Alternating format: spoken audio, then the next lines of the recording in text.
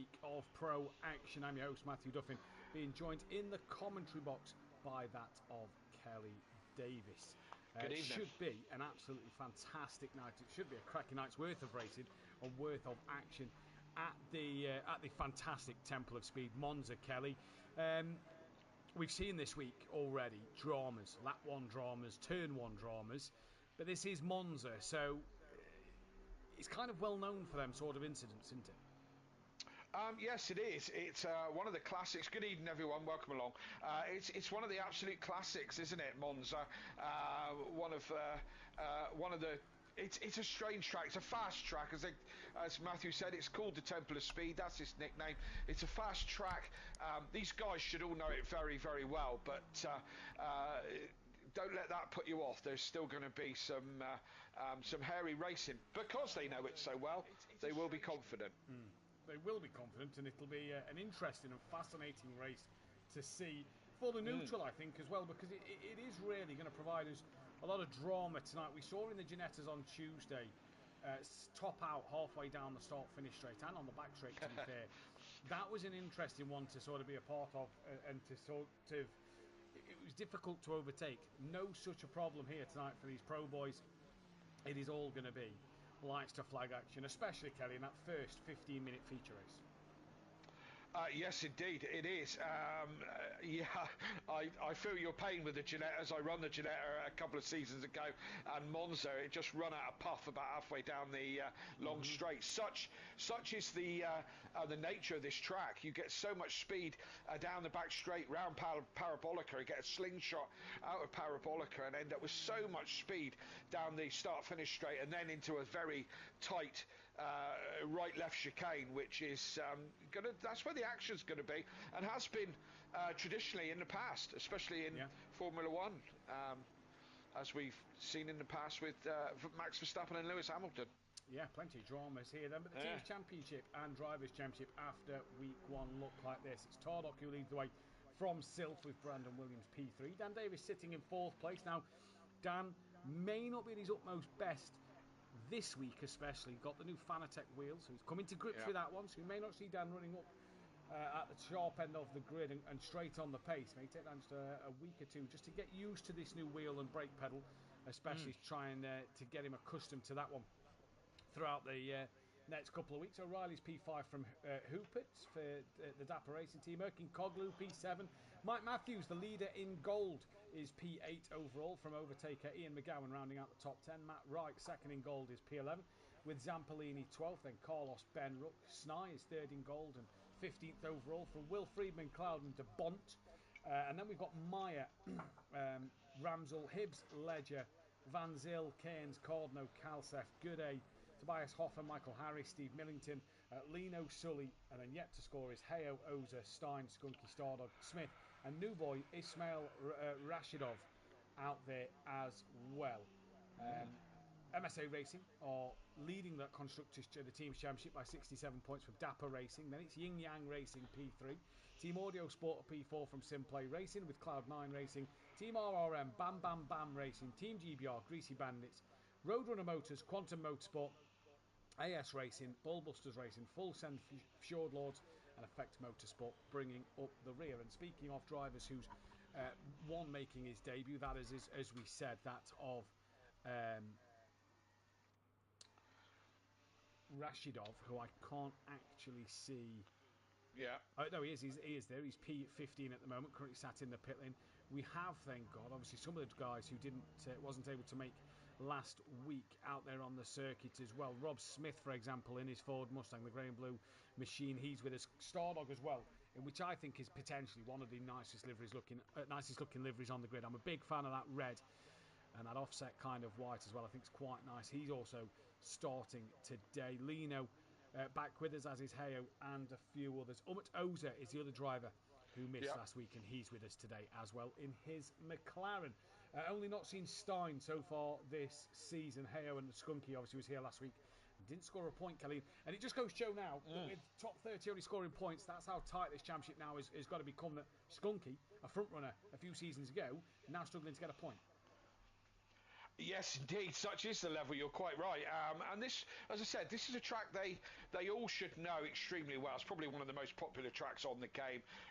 So it's, as you said earlier, it's a bit of a leveler. So we'll see who's where and what's what around this track. But yeah, such is the level, and little differences around here, as we said last week. At the moment, just in the practice, which isn't a true representation of where we are just yet, but top 10. Separated by a second. Yeah. On a track like this, that's not a lot. It's not a lot, and something to just kind of note here, like you say, a second in the top 11, obviously Dan down in that 11th place at the moment, but different fuel loads as well, Kelly, is one thing to kind of put a note on, that drivers may be running that race 2 fuel. As we found out, 70-minute race, people might be trying a long stint in this practice session. People might be going for a quick lap time and run a race 1 stint to 15 minutes. Either way, we've got 2.5 minutes left to practice before we get the first reverse grid of the season, and an absolute gem of a feature, a sprint race. We've seen this week the 3 20-minute Ginetta races and the 15-minute race last night. Quick, frantic, and really not what's known in the GT world. Obviously, GT's minimum of an hour's race, so the quick 15-minute franticness is always sometimes rather enjoyable to just see what develops. Yes, indeed. Yeah, exactly that. So seeing how our new format is going to pan out week for week, isn't it? With this quick fire sprint race, 15 minutes. You're looking at, it's a minute and 3/4 to get round this track. So, it's not a lot of laps, is it? In 15 minutes. And yeah, it's could be good. Yeah, could be good. I'm liking the new format this year for sure. Yeah, interesting one. To say the least. And here in Italy, then, most successful drivers around this circuit, myself with 4 poles, 4 wins. Dan Davis then with 3 poles and 3 wins to his name. Then you've got Fiori and O'Reilly. Fiori, how we miss him out there on the circuit. Oh, he was always absolutely. Fiori and O'Reilly, the man we're on screen with, 2 poles and 3 wins. And O'Reilly took a pole and a win in the GT4s on Tuesday evening in fantastic fashion, really. And it was great to see the pace of O'Reilly. It really was a joy to behold. So he'll be looking to obviously extend that run. He's obviously quite good at Monza with the 2 poles, but as he's down, 3 poles, 3 wins for O'Reilly. Both of them, up that sharp end. Other drivers out there on the grid tonight with a win or a pole position to their name. Sully's not here, but he's had a win. Cloudon's had a pole and a win, so keep your eyes out for what he can do. Hooper to pole and win. That was Tuesday night as well. And then Overtaker only has 1 pole around this circuit. Very surprised by that one. But O'Reilly, I think, is one we've got to keep an eye out for. But, P6 at the minute, we know that Honda isn't necessarily greatest on its top speed. We know it's better at its cornering, and going to somewhere like Zandvoort next week, that Honda might come into its own. Could struggle here tonight with how quick this circuit is. Yeah, absolutely. Last season we had an overflow of Mustangs. We haven't got quite so many this time, but it'd be interesting how Overtaker gets on. Good top end grunt from that Mustang. So it'd be interesting to see how he gets on this evening. It's been a good track for myself as well. My one and only pro podium. Yeah, absolutely, the one and only. The only time I wasn't at the back in pro. So it's been a good place for me as well. But as I said, it's one of those tracks that, as sim racers, you've done lots and lots of miles around here. If you haven't, then I don't know what you've been playing at. Yeah, exactly. Many a driver on that list as well. Holty, 3 poles, 2 wins. Gary, 2 wins. DJ Phil's got 2 wins here. Ripper, 1 pole and 2 wins. GT Jimbo's 2 wins here. Wolfinator, De Silva, Emo Guy, JM Grill. And obviously, if you're wondering why these guys' names sound different, that's because that's our back in our PS4 days of PlayStation names, not Xbox names, and being able to have our names on the screen as we do now. We even go back as far as Mazda from probably season 1 of Project Cars 2. Stealth Sloth on that list as well, just going back a little bit further.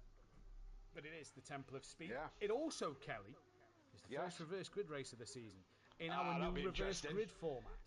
Yeah, why don't you just very quickly, Matt, give us an update of what the new format is, just in case anybody missed last week, because the categories have changed a little bit, haven't they? The categories have changed, so as you can see on your screen, the numbers, race numbers for all the drivers. You've got white, you've got silver. The white numbers are that of the Platinum class drivers in Pro GT3.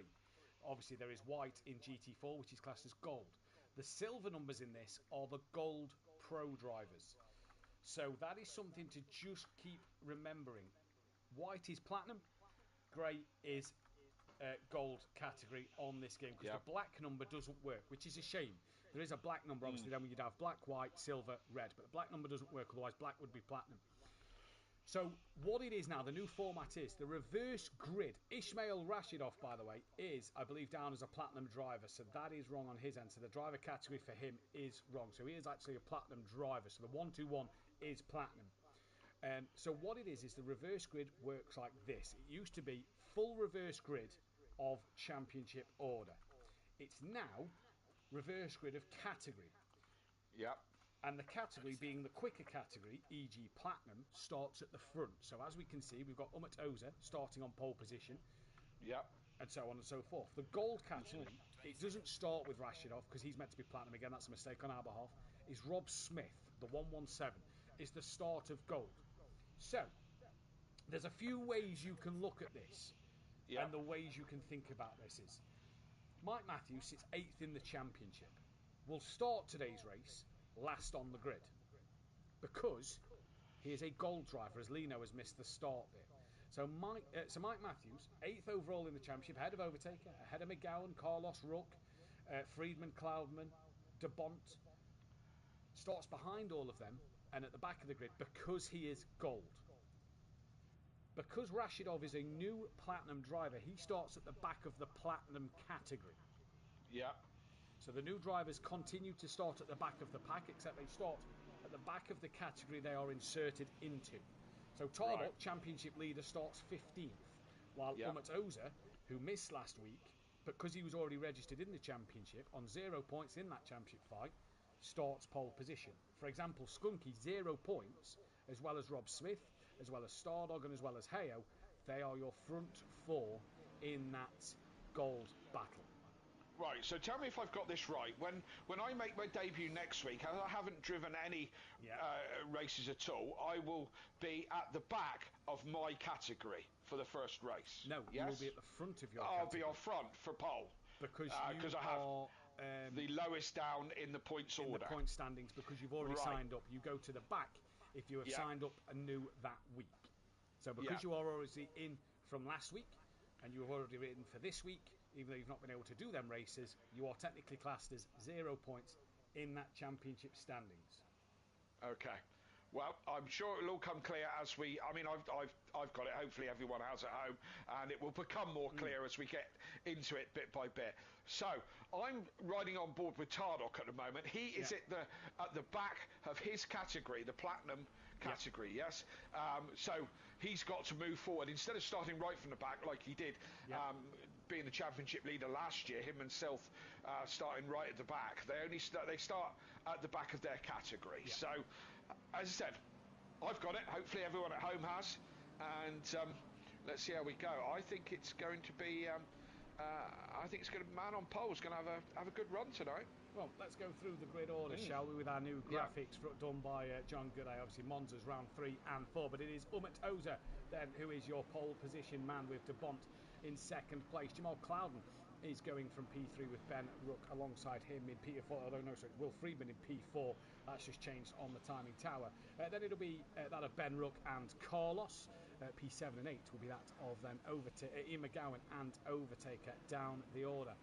P9 for Erkin Koglu alongside Hoopert on the next row of the grid, before you then get to P11 of O'Reilly and what will be Dan Davis. Sylph is then behind him with Tardok, and the last runner in that P16 spot, 15 spot, will be that of Ismail Rashidov. P number 17 then will be that of Rob Smith, and obviously the grid order has changed here because Lino has missed the start. Rob Smith alongside that of Stardog, with Skunky and Heyho behind them two. Then I believe it should have been Lino and Millington. Instead it will be Millington and Hoffer, with then Goudet and Kalsef, Cardno and Cairns. As we just let the graphic just catch up a little bit.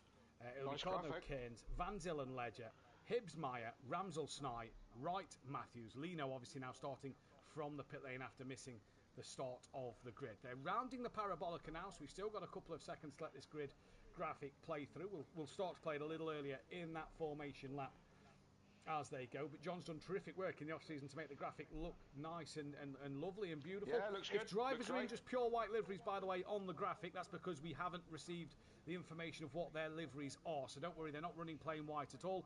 That is just because we don't have their livery graphic with us. But we are about to get underway, as Mike Matthews, you see there on the back of the grid. We are green and go, though, for the start of the race, and it's a great start on the front row from that of Oza. Jamal Clouden getting a decent launch. De Bont didn't really go with him. You got Ben Rook in this pack as well. Will Friedman kind of getting boxed in between Carlos and that of De Bont. Ben Rook already up into third place. Clouden's going to look to the outside of turn one. Ben Rook now, as Clouden leaves the door open a little bit, tries to go around the outside. Clouden got a bit of a tap on the rear there by De Bont. That's allowed Ben Rook to go up into second place. Will Friedman bogged down there. Where's Overtaker? As Erkin Coglu's in the pits. I'm not sure what happened to Erkin Coglu on the start of the lap, but Overtaker side by side with O'Reilly as they come through the Curva Grande for the first time in this 15-minute sprint race. They can pit at any time they want. Hard onto the brakes in towards the second chicane. De Bont and Carlos and Friedman getting very close together, and there's an incident. That is one of the MSA drivers down the order as well. We're still on board with Overtaker, who gets the undercut on Will Friedman. Over and under for him as he goes through at the first Lesmo. But who was off, Kelly? There's a couple of yellow flags.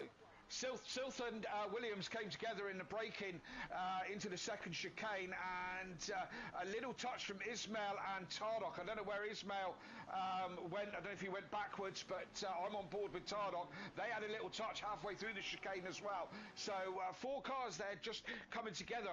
From where I was, it was all clean through the first chicane, and mostly clean as they're coming through Ascari, as somebody's gone wide in Ascari, and Tardok's leaning it out, back end all over the place. Someone jumped through the Ascari and came out on the other side. Couldn't see who it was, but it was quite a dangerous one by the looks of it. Drive-through penalty for Erkin Coglu as Dan Davis, Will Friedman and that of Tarlock look like they're going 3 wide. It may have even been Silf. Dan Davis backs out of that one. 3 wide going in towards the parabolica. But look at Dan. Tucks underneath this contact between Tarlock. He's clipped Silf. Tarlock's had, Friedman has had a bit more of a wiggle. That's put him onto the back 4. Dan Davis decides to jump into the pits early on. But, Will Friedman there had a little wiggle, tapped the back of Silf. Silf kept going, and Tarlock was caught up in that. And now we've got the gold driver of Rob Smith steaming down in his Ford Mustang, getting up the inside of Friedman. Can't do anything more of that though, and brakes nicely as they all come braking in towards turn 1 yet again. That is Goudet going up the inside of Steve Millington there as Van Zil's dropped down the order. But Dan Davis in the pits, Patrick Ledger in the pits, Erkin Coglu's got a drive-through penalty. Plenty have pitted from the start. Where did Mike Matthews get up to? He's up to P24. He started dead last on the grid, remember, so he's already making good progress. I say that, he's got a bit of front damage on the car though. And stop-go penalty, Dan Davis. When it rains, it pours, and I said he's got to get used to this load cell brake pedal that he's now got. That's what it was. And it's just caught him going into the pit lane, Kelly. Absolutely. Rob Smith going up the inside of Friedman into Degner 1 and Lesmo 1. That'll be the chappie. I'm in the wrong country, wrong continent. Wrong continent. Yeah, absolutely. So Rob Smith getting very racy with Will Friedman on the back straight as they come up towards Ascari. They're going to go side by side. Let's drop back and watch them. I'm going to watch from Skunky as they go side by side. You won't go side by side through Ascari, and Will Friedman gives the position, concedes the position, and lets Rob Smith. Now we'll see if Rob Smith could pull away with that Mustang power. Yeah, unfortunate for Dan, probably pressing the wrong button or not getting the buttons right, as he is fresh on a new setup, so he'll be upset with that, but it's a learning curve. It is indeed, as Will Friedman just looks like he's struggling a little bit in that Ferrari. It did surprise me when he went Ferrari over Porsche, and Skunky looks to go underneath him. He's had a bit of a moment. That's allowed Tobias Hoffer right around the outside. John Goudet may you want to follow through, but it looks like Skunky, Friedman and and Goudet all into the pit lane. That is the Mercedes of Brandon Williams dropping down the order a little bit as well. And Mike Matthews, he does stay out on the track to keep going once more. Also De Bont overtake. A lot of drivers in the pits again here. Ben's dropping back from Ozar. He's got Jamal Clouden for company. This is on board with Jamal Clouden. This is his view of that of Ben Rupp. We can see at the moment coming down towards the second chicane. That of the Segunda Variante, as it's known. That's the one. I lost where I was on the track map there. Yeah, thank you very much. Yeah. But someone else would have stopped go. Who's that? That is. Let's put that. It may be Dan. It is still Dan. Dan, He's not done it yet. So it's just reminding us that he's got 2 laps left to do it. But Jamal Clouden had a look at the Segunda Variante, didn't think of making a move on. Yeah, better the second time, Matt. You're getting there. I'm not even going to try it, to be fair. He had a look at Ben Rook, as you say. Ben Rook just dropping off the back of Oza at the front, who's got a comfortable 1.5 seconds, but it's all going quite swimmingly towards the front. There's a nice little gaps between the two. Clouden still keeping pressure on Ben, keeping him honest, but as they come through Ascari again and take an awful lot of exit. I don't know what the track limit setup is there, but there was certainly all over the white lines. Going to say hello in the comms. I see Rob Smith saying we're a bit quieter tonight. Matt, well, turn your tally up, Rob. And Chris R saying good evening. Sam Williams, good evening, and Equal MC, Carrie Garble, good evening to you, those of you in the chat. Anybody watching on the chat want to say hello? We'd love to hear from you, even if we haven't got time to get into it completely. Clouden having another look at Rook now. Into the braking zone, not close enough, Matt. Not close enough by a long shot. Yeah, not close enough, and he's got Carlos just behind him as well. Rob, hopefully that's fine. Just let us know if the sound all matches up as well. We Dan I've been having a play around for the Discord sound to match the stream, so hopefully everything should be fine while me and Kelly are in this comms box here. But at the moment, all going well with that of Omotoza, the dream debut that he'd have wanted in this GT3 tonight. Sylph got passed by Tordok on the last lap. Sylph went into the pits. That may have been team tactics there. Millington also in. So Mike Matthews, who went... Carlos, sorry, Matt. Carlos having a look down the inside into Lesmo 1, and it's that's because Clouden got all deep into the chicane and all over the curbs, and that gave Carlos a free ticket, basically. It did indeed, as we're watching Will Freeman on the back of Patrick Ledger. We're seeing Brandon Williams coming out the pits into some traffic behind. There is Skunky. Drop back to John Goodacre, who's at. I think that's Millington, who's just come out the pits just behind John Goodacre there. So they seem to hold places. We've got Meyer on the back of Sny. Sny's on the back of Skunky, who's got ahead of Williams in this race at the minute. Dan's half a second off the back of De Bont. Dan's got to do his stop-go this lap. He's got to take it now, otherwise that'll be a disqualification from the race. Jamal Clouden then with Hooper all over the place coming through the exit of Ascari. Jamal Clouden now trying to get back on that podium place potentially, as he needs to get past Carlos in that yin and yang racing Ferrari.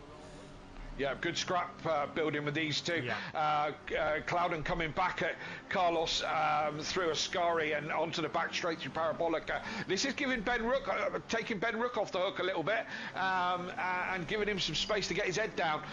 Currently in that second position, but falling away from the leader. He is falling away from the leader. Will Freeman then still on the back of Patrick Ledger. We've got Brandon Williams, who's ahead now of a few of the other Skunkies. Actually tumbled down the standings a little bit here as John comes into the Ascari chicane. That was Millington missing the brakes a little bit and just going out a little wide. There's Kalsef down in 30th. Erkin Koglu's been in the pits. That could be a retirement early on for Erkin Koglu in this race. And Stardog down in 34th at the minute. Cardno is running in P33. Dan Davis surely got to come into the pits, and I believe he is doing, and let's hope he's got it slowed down this time. O'Reilly out the pits. Clouden still within touching distance of Carlos, but Carlos just looks like he's extending that gap a little bit. And all these drivers have got 6 minutes 50. Well, they've got a little less than that because they've got to pit before the final lap. Yeah, absolutely. And as you pointed out, and we'll say again that the pit window has changed this year.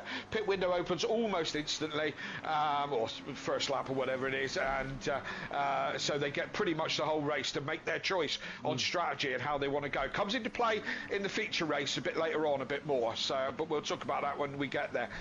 Cloud is still looking. Well, actually, Carlos now seems to have got comfortable and just got a little bit of a gap.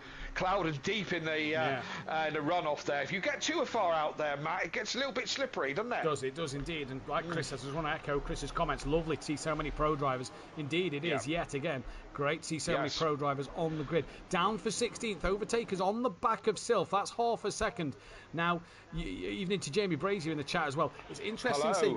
Will drivers? I don't think drivers are going to repair any damage they've got. The biggest one to look for was Mike Matthews, who did pit. He's down in 27th. He didn't repair any of that damage that he got on lap 1. So, interesting to see. Tardock, McGowan, Hoffer all into the pit lane. Hibbs carries on his way. Leno and Cairns, the next two to come round, who are yet to pit. But Jamal Cloud, 9/10 off the bat now. And just as we go back on board in there, looked a little squirrely on the accelerator coming out the first chicane. Well, kind of say I always say, I think he's just overdriving the car a little bit, getting a little bit deep into the corners. Just needs to kind of reset and just get himself back into the flow. Although a much nicer chicane that time, hit both the apex, accelerated nice out of that one. So yeah, just needs to, very easy to overdrive the car when you're chasing for time or chasing back to the trying to get back on the person in front of you. So yeah, hopefully he'll get it all in play in a minute. So where are we? They're all starting to only 8 people left now to pit from what I understand. Yep. So and only 4.5 minutes to go. So again, this sprint format just short, sharp, and is going through really quickly. It is indeed. Oh, Will Freeman gets all squirrely through the second chicane, has to bunny hop over. He'll lose a lot of time there. That could lose him out to Brandon Williams as well. He's going to stay just in front for now. He was already ahead by quite some margin over Williams, who's probably lost out more time there than what the 8/10 was. But Ahmed Oza at the minute not pitting. He leads from Ben Ruck staying out. Carlos P3. Cloudens P4. Just saw him come into the pit. Saddle release Hooper. Then it's Hibbs with Leno and Cairns. They're the drivers still to pit. De Bont is your net lead pit runner. I don't think he will be in the lead of this race because Umatoza is well out in front and has checked out. He was also behind Ben Ruck before his pit stop, but just behind, look, Ian McGowan coming under increasing amounts of pressure now from Tardock, with then a great train of O'Reilly, Silf and Ishmael Rashidov, who is, don't forget, the Platinum driver. We've got the wrong colour on his car as Tardock looking up the inside of Ian McGowan into the Parabolica, and as easy as you like, job done. Bit of a wiggle for McGowan mid-corner, and on the back of Rashidov as well is Overtaker in that Ford Mustang. And this could be a juicy little scrap down the order. Where did Dan come out after his drive-through? 31st. Yeah, not great. It's only a short race as well, so that's it over for him pretty much. Williams has done Friedman down the back straight, did it on pure power alone. Williams was the fastest, did have the fastest lap. Still has, yeah, it hasn't come up on my screen for some reason. Whoa! Oh, Friedman, oh my God. Overdone his braking big time and ploughed right into the back of Williams. Williams kind of resetting and going again, but it's cost him time. I don't know if it's cost him damage, but Will Freeman just overshot his braking by a long shot. Williams had just done him down the back straight. That Mercedes going particularly well. Another car with good straight line speed. Yeah, it really is. Here is Van Zyl ahead of Skunky. That's got Hoffer and Millington on the back of him, with Ramsel and that of then, I believe. Well, in fact, I'm not sure who that is behind Rob Ramsel, because it's a Lamborghini, but I can't see a Lamborghini out there. It's Cardno behind him, but a lap down is what it's saying, because Ramsel well ahead then of Cardno, so I'm not sure why it's got Cardno there at the moment. Not sure what happened to Cardno then, but yeah, Will Freeman, I questioned his choice of the Ferrari and wondered why he'd left the Porsche, because if we're going to be honest, Kelly, Friedman made that Porsche look a lot better than Dan Davis last season. What's happened? Sorry, mate. I'm on board with Tardock. Tardock's chasing Clouden. Clouden went very deep out of Ascari. Back end wiggling all over in the McLaren. Now Tardock's got a good run on him as they come up into Parabolica. He brakes later than Clouden, but they're side by side as they go through Parabolica. It's a war of nerves, this one. Right round the outside goes Tardock. Clouden still there. They touched, do they? Just slightly maybe, and it's an absolute race down, and I can't get behind him. Tardock slightly ahead, but still Clouden with the inside line. It's who's going to break first, or last even, is more importantly. Clouden keeps it straight into the chicane, takes all the chicane, just about makes the apex, and Clouden still there or thereabouts. This is quite a battle here at the moment.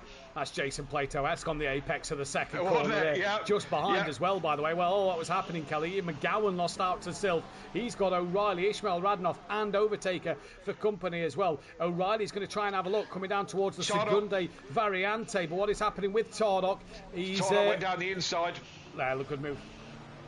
Yeah, he's got it done this time. Clouden had to concede. Tardock got down the inside into that second chicane and got the job done. So Tardock on his way. Matt, have you just fallen over? I dropped my microphone off the thing. I caught my desk and it slid off. O'Reilly has got past McGowan as well. And he goes a little bit wide. Clouden's got no rest though, because now he's got Sylph hunting him down already. This is on board with Sylph then. And you can see here that he is absolutely hunting Clouden down. As Chris says in the chat that Ben is very sideways. Tokyo drift style. Held well, still going well. I don't remember a race where Ben hasn't been sideways. As Tardock is in the gravel at the exit of Ascari. This could give Clouden a bit of a run into the Parabolica. Absolutely. We'll be on the last lap when these guys come round. The top three are in the pits. And the top two are about to get away. As Clouden's past Tardock. Pretty easy. He must, Tardock's very squiggly. Clouden must have had the run. I was looking at the numbers and not looking at the cars then. I'm on board with Sylph, the number one, the reigning champion, and he's now homing in his teammate. And Tardock slowed right down. What is going on? I wonder, is Tardock out of a bit of fuel here in this race? He is, he's out. He's out, fuel. Kelly. I'm looking at the timing screen. He's crossed the line. He's got 1 lap of fuel left to go as Ismail Radinov is across the chicane, as is McGowan, as he's overtaken there. I was looking at the other screen, so I didn't see what happened. Let's look back on the stream next to me to see if we can see what happens as it comes through. But overtaken now side by side with Ismail Radinov as they come through. By the way, Ben Ruck leads this race from De Bont from Oza, so he has jumped Oza in the pits. Ben Ruck has had an absolute blinder, but Tardock, out of fuel, championship leader, is going to be rolling this car home on the final lap. And well, Dan Davis was 31st. If he can somehow get past him, he may get 1 point in this race. He may also get Matt Wright, because they're still fighting. De Bont and Oza behind, by the way, for second and third. Having a great scrap. Oh, what was that? Into the wall. He's aggressively pulled out, Kelly, and straight into the wall. You can't do that with a car, my friend. He pulls out from behind De Bont when he had a good run on him, but pulled out like he was playing Gran Turismo and run it up against the wall. You can't do that round here, my friend. I'm sure you're going to learn a lesson. But it looks like Ben Ruck is coming into Parabolica. He's going to be the first win for this season for Ben Ruck. And good drive and some good strategy by the sounds of it, Matt. He's going to cross the line for win 1 for Team Audio Sport this year and for Ben Ruck. And he'll be very happy with that. De Bont's going to come in for your second place, and Oza with a great run, he's going to come in third. And not far behind him is Hooper. I think Sil Satterfield just gets to the line, Kelly. Sorry there. That was overtaken. Ismail Radinov had to split like the Red Sea to avoid the back of Sylph, who was cutting it fine on fuel, and gets towards the line. Goudet from Van Zyl from Hoffa. Skunky's 21st. Tardock somehow kept going. I don't think he's 22nd, but more importantly, Tardock will finish ahead, I believe, of Dan Davis, who is not in sight. There goes Tardock to finish race 26th. Kelseth will be 27th. Millington's going to come home for 28th. It's now a question of the fight between Dan Davis and Matt Wright. They're together coming into the Parabolica. Does Matt Wright get this right? Millington's going to come home and cross the line. Heyo will then keep it. No, Heyo's out of fuel. Heyo's also out of fuel. Matt Wright's going to do Dan Davis to the line. 3 cars out of fuel. Dan will get that final point scoring position as Heyo is going to roll the car home. Stardog is down in 33rd. He's coming to the line. Stardog may actually, no, in fact, Stardog's a lap down with that of Cardno. But to the line, Heyo will just roll and slightly crawl over and finishes now. We lost Rob Smith and we lost that of Erkin Koglu early on. So not sure what happened there, but wow.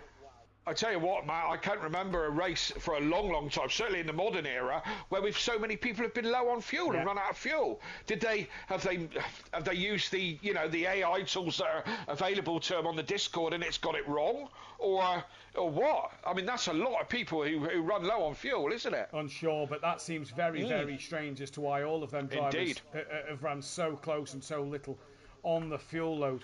But yeah, what a race one that was. We'll be back momentarily. Go and grab a couple of refreshments, because this is going to be a fantastic race 2 coming up.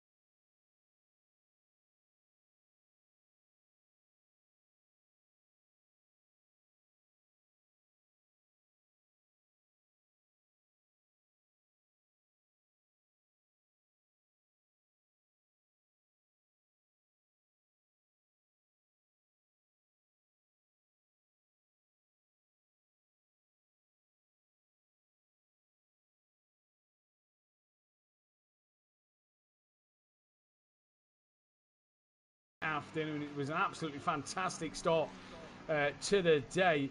Very little incidents that we saw on display here, so it's going to be an interesting one to see what we go through. But the championship standings as follows at the moment. Make for interesting reading. Sylph leads the way from O'Reilly by 12 points. 14 points back to Tardock, 16 to Hoopert, and 18 back to Williams. Bit of a jump back down to Ben Rook, 33 points, who's P6. That wasn't only his first race win of the season, that was his first race win at SimPlay Motorsport, so he's yet to have won a race until today. Carlos P7 from Ian McGowan P8. De Bont 9th, Overtaker 10th, a point ahead of Dan, down to 11th for Jamal Clouden 12th. Snai now leads the gold category in 13th from Mike Matthews with Will Friedman, Erkin Koglu, Matt Wright, Meyer, Ledger, Zampolini down to 20th, obviously not here today. Hibbs 21st, Oza up to 22nd, obviously already. Rob Ramsel, Van Zyl, Gooday, Ismail, Rashidov, Hoffer, Cairns, Kalsef, Cardno, Millington, Harris, Lino, Skunky, Sullivan, Hayho, Stein, Stardog, and Rob Smith. Obviously, drop scores will start to show on the tables as from next week, so they can still be taken from week 1, but due to reverse grids, we're giving it an extra week before we take the drop score. Have you seen this lot? Sorry, Matt. Have you seen this lot backing up in the Parabolica? It's like a Formula 1 race, isn't it? It is, isn't it? Yeah. That's on their helicam. They're all trying to get space. Obviously, nobody can overtake in that final sector. So drop scores will start to show on the tables next week. The reason for this change is we didn't want to put it on now. It would make no sense with basically only having 2 scores. So it'll start to take place from next week, but it can include week 1 up until week 11 due to the extra added race this season. MSA Racing lead the way by 14 points from Dapper Racing. 50 points back is Yin Yang. Then it's Team Audio Sport, Cloud9, Team RRM, SimPlay Racing, Bam Bam Racing, Team GBR, Greasy Bandits, AS Racing, Roadrunner Motors, Bullbuster Racing, Quantum Motorsport, Fullshend Fjord Lords, and Effect Motorsport there then.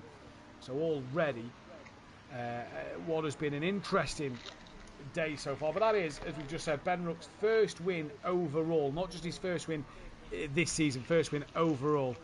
GT3. He won a GT. Has he not won a GT4? I thought he won a He crossed GT4 the line race. first, but was penalised. Oh, right, I see. So okay, the race win was taken away from him at the end. Well, he's my star driver, so he's starting to earn his skittles. I think he's had enough of them from what Chris was saying last week. Yeah, probably. Yeah. He's not the biggest of lads, but now he's like 18 stone. Yeah. Rattles as well a little bit. Yeah, a little bit. Like a pack of Skittles, he rattles a little bit. Yeah. Don't forget though. Go on, runs around like a lunatic on speed or something. Yeah. Good job. There's no blue ones in there. Don't forget though, all results are provisional. But I saw nothing wrong with Ben's race. I thought it was brilliant. He did put in the Discord though, not the way to win it. So that makes it sound like Oza had a moment somewhere. Yeah, you're quite right. That's what he said, and I don't know what that is. Maybe Chris will be in the chat on the YouTube channel. Maybe Chris, you can fill us in with what Ben meant there, or I know that. I don't know if Chris is allowed in the bedroom, though, is he, to speak to Ben? No, so he might not know any more than we do at this point. He may have, though, had a mid-race debrief with him as we're on board with Ben Rook. He's about to come to line and do his first qualifying lap and doesn't get a time on the board, so that was invalid. We are going to jump to the 121, who will be the first car to cross line. That is Ismail Rashidov. Patrick Ledger, as well, by the way, was your gold race winner in that first race. So all good there for him. Look at all the track. Look at the track map. Yeah. And there is from very few spaces to get a lap in here.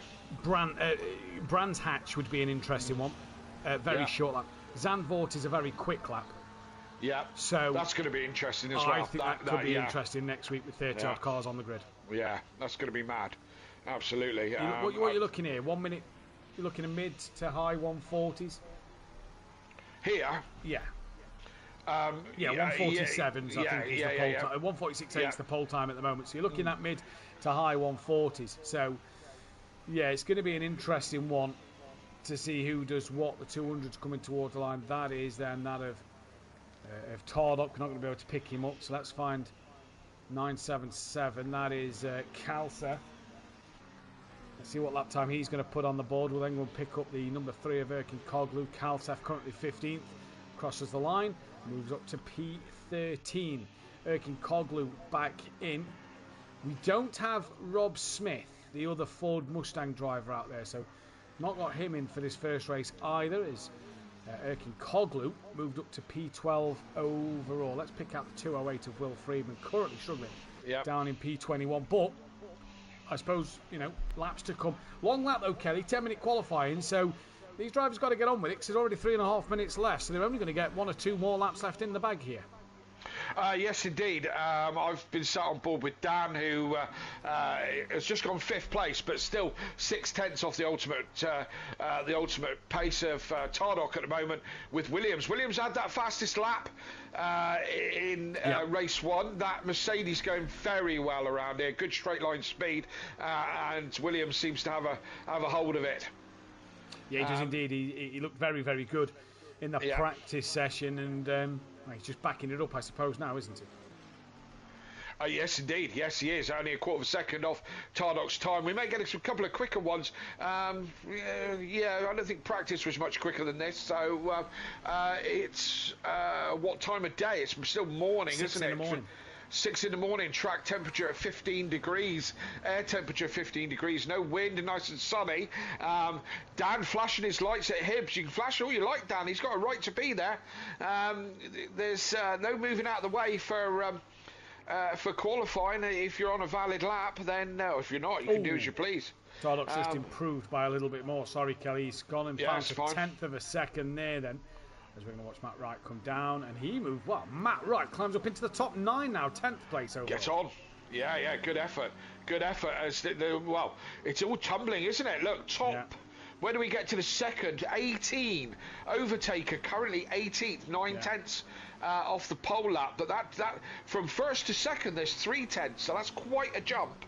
And then all the way back, they're so closely matched. Dan still trying to go faster. Hibbs has finally moved to one side, so Dan's going to get himself a clean lap. But trying to find yourself... Dan's just improved, Kelly. He's just gone from 13th to 5th. He has, yeah. So still found about half a second in all that time there, and went from jumped from 13th up to 5th place. Dan Davis, good lap there to say that he was flashing his lights earlier in the lap. He was all over the back of Hibbs. Where is Hibbs? Hibbs currently in 18th, so... Rob Smith is in, brilliant. Oh, that is a point. There's 2 drivers yet to set a lap time. And if I'm correct, sorry, Kelly, yes, Patrick Ledger and Hoopert, qualifying bans that was carried over from last season that we forgot to, as admins and stewards, forgot to tell them about for race 1 and quali 1 of last week. They've unfortunately had to serve them here as Cardno goes 25th. Yes, indeed. They'll be upset about that, but hey, calm down. It ain't the FIA, I think that could be a benefit. Turn on Monza. Maybe. Yeah, maybe. You've got to keep a watching brief. There's going to be a lot going on into turn 1. Yeah. We had quite a clean start in the last race. I was quite surprised. It's very quick into that first chicane, and that first chicane is walking pace almost, It can all go terribly wrong into that first chicane, and we'll see how it goes in a couple of minutes' time. But you might be right. It could be very interesting. Mike Matthews just found 6/10 of a second and went to 20th within 9/10. The top 20 are now separated by 9/10. Just want to say, by the way, 3/10 separate first to second, as you pointed out.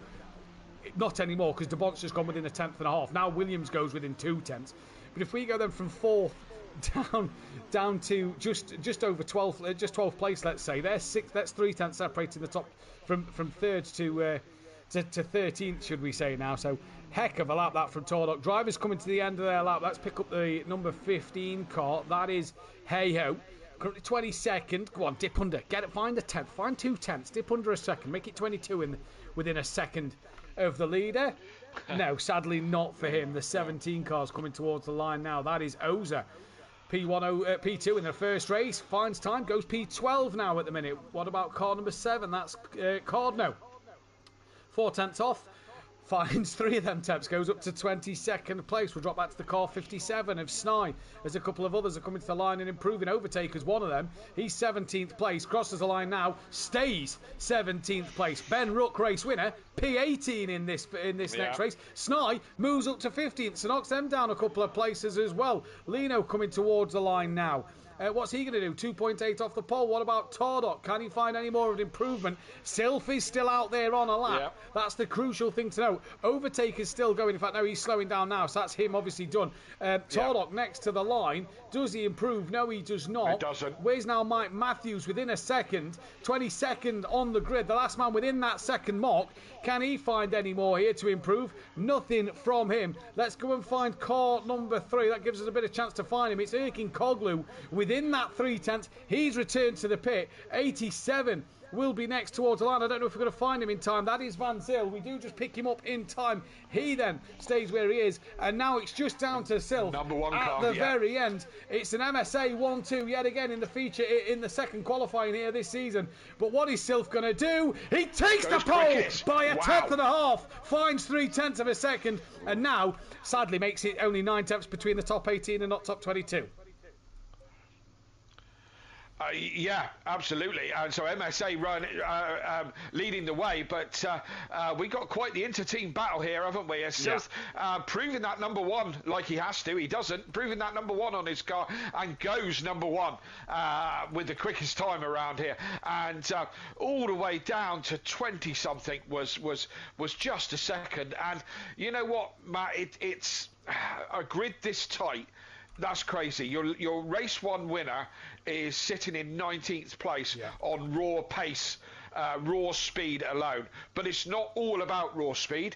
We have got 70 minutes of racing. Anything can happen.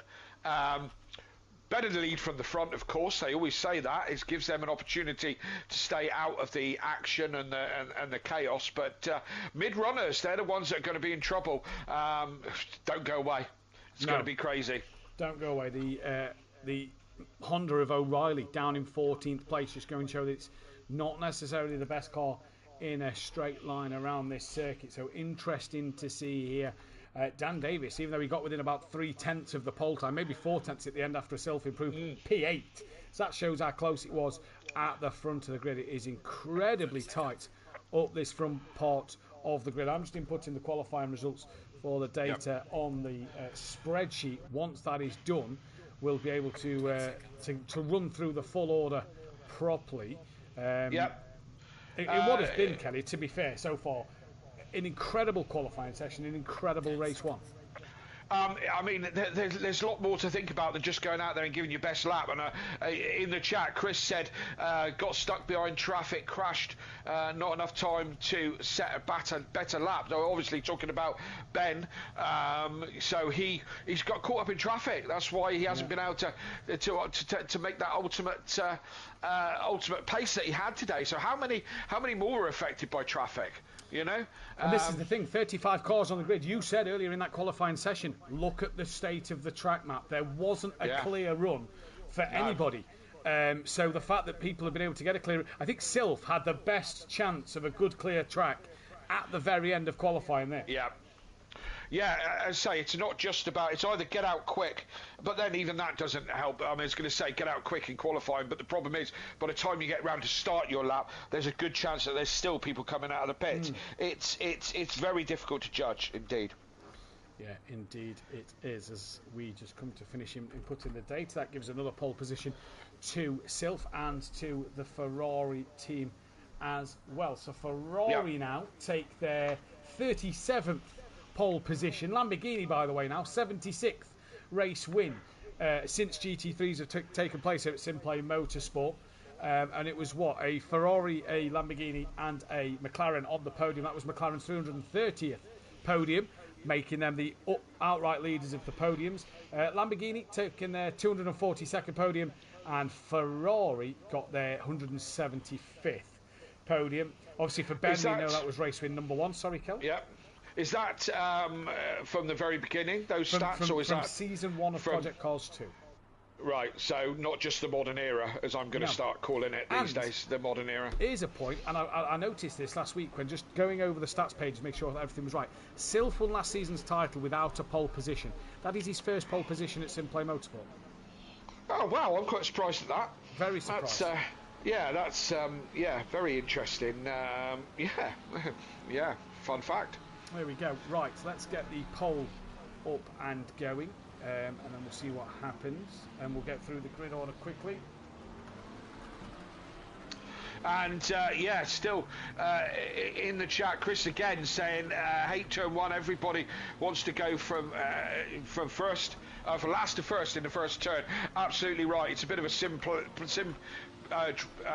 racers habit that. A lot of them think that they're all going to be heroes in turn one. Well, you don't win the race in turn one, but you can certainly lose it there.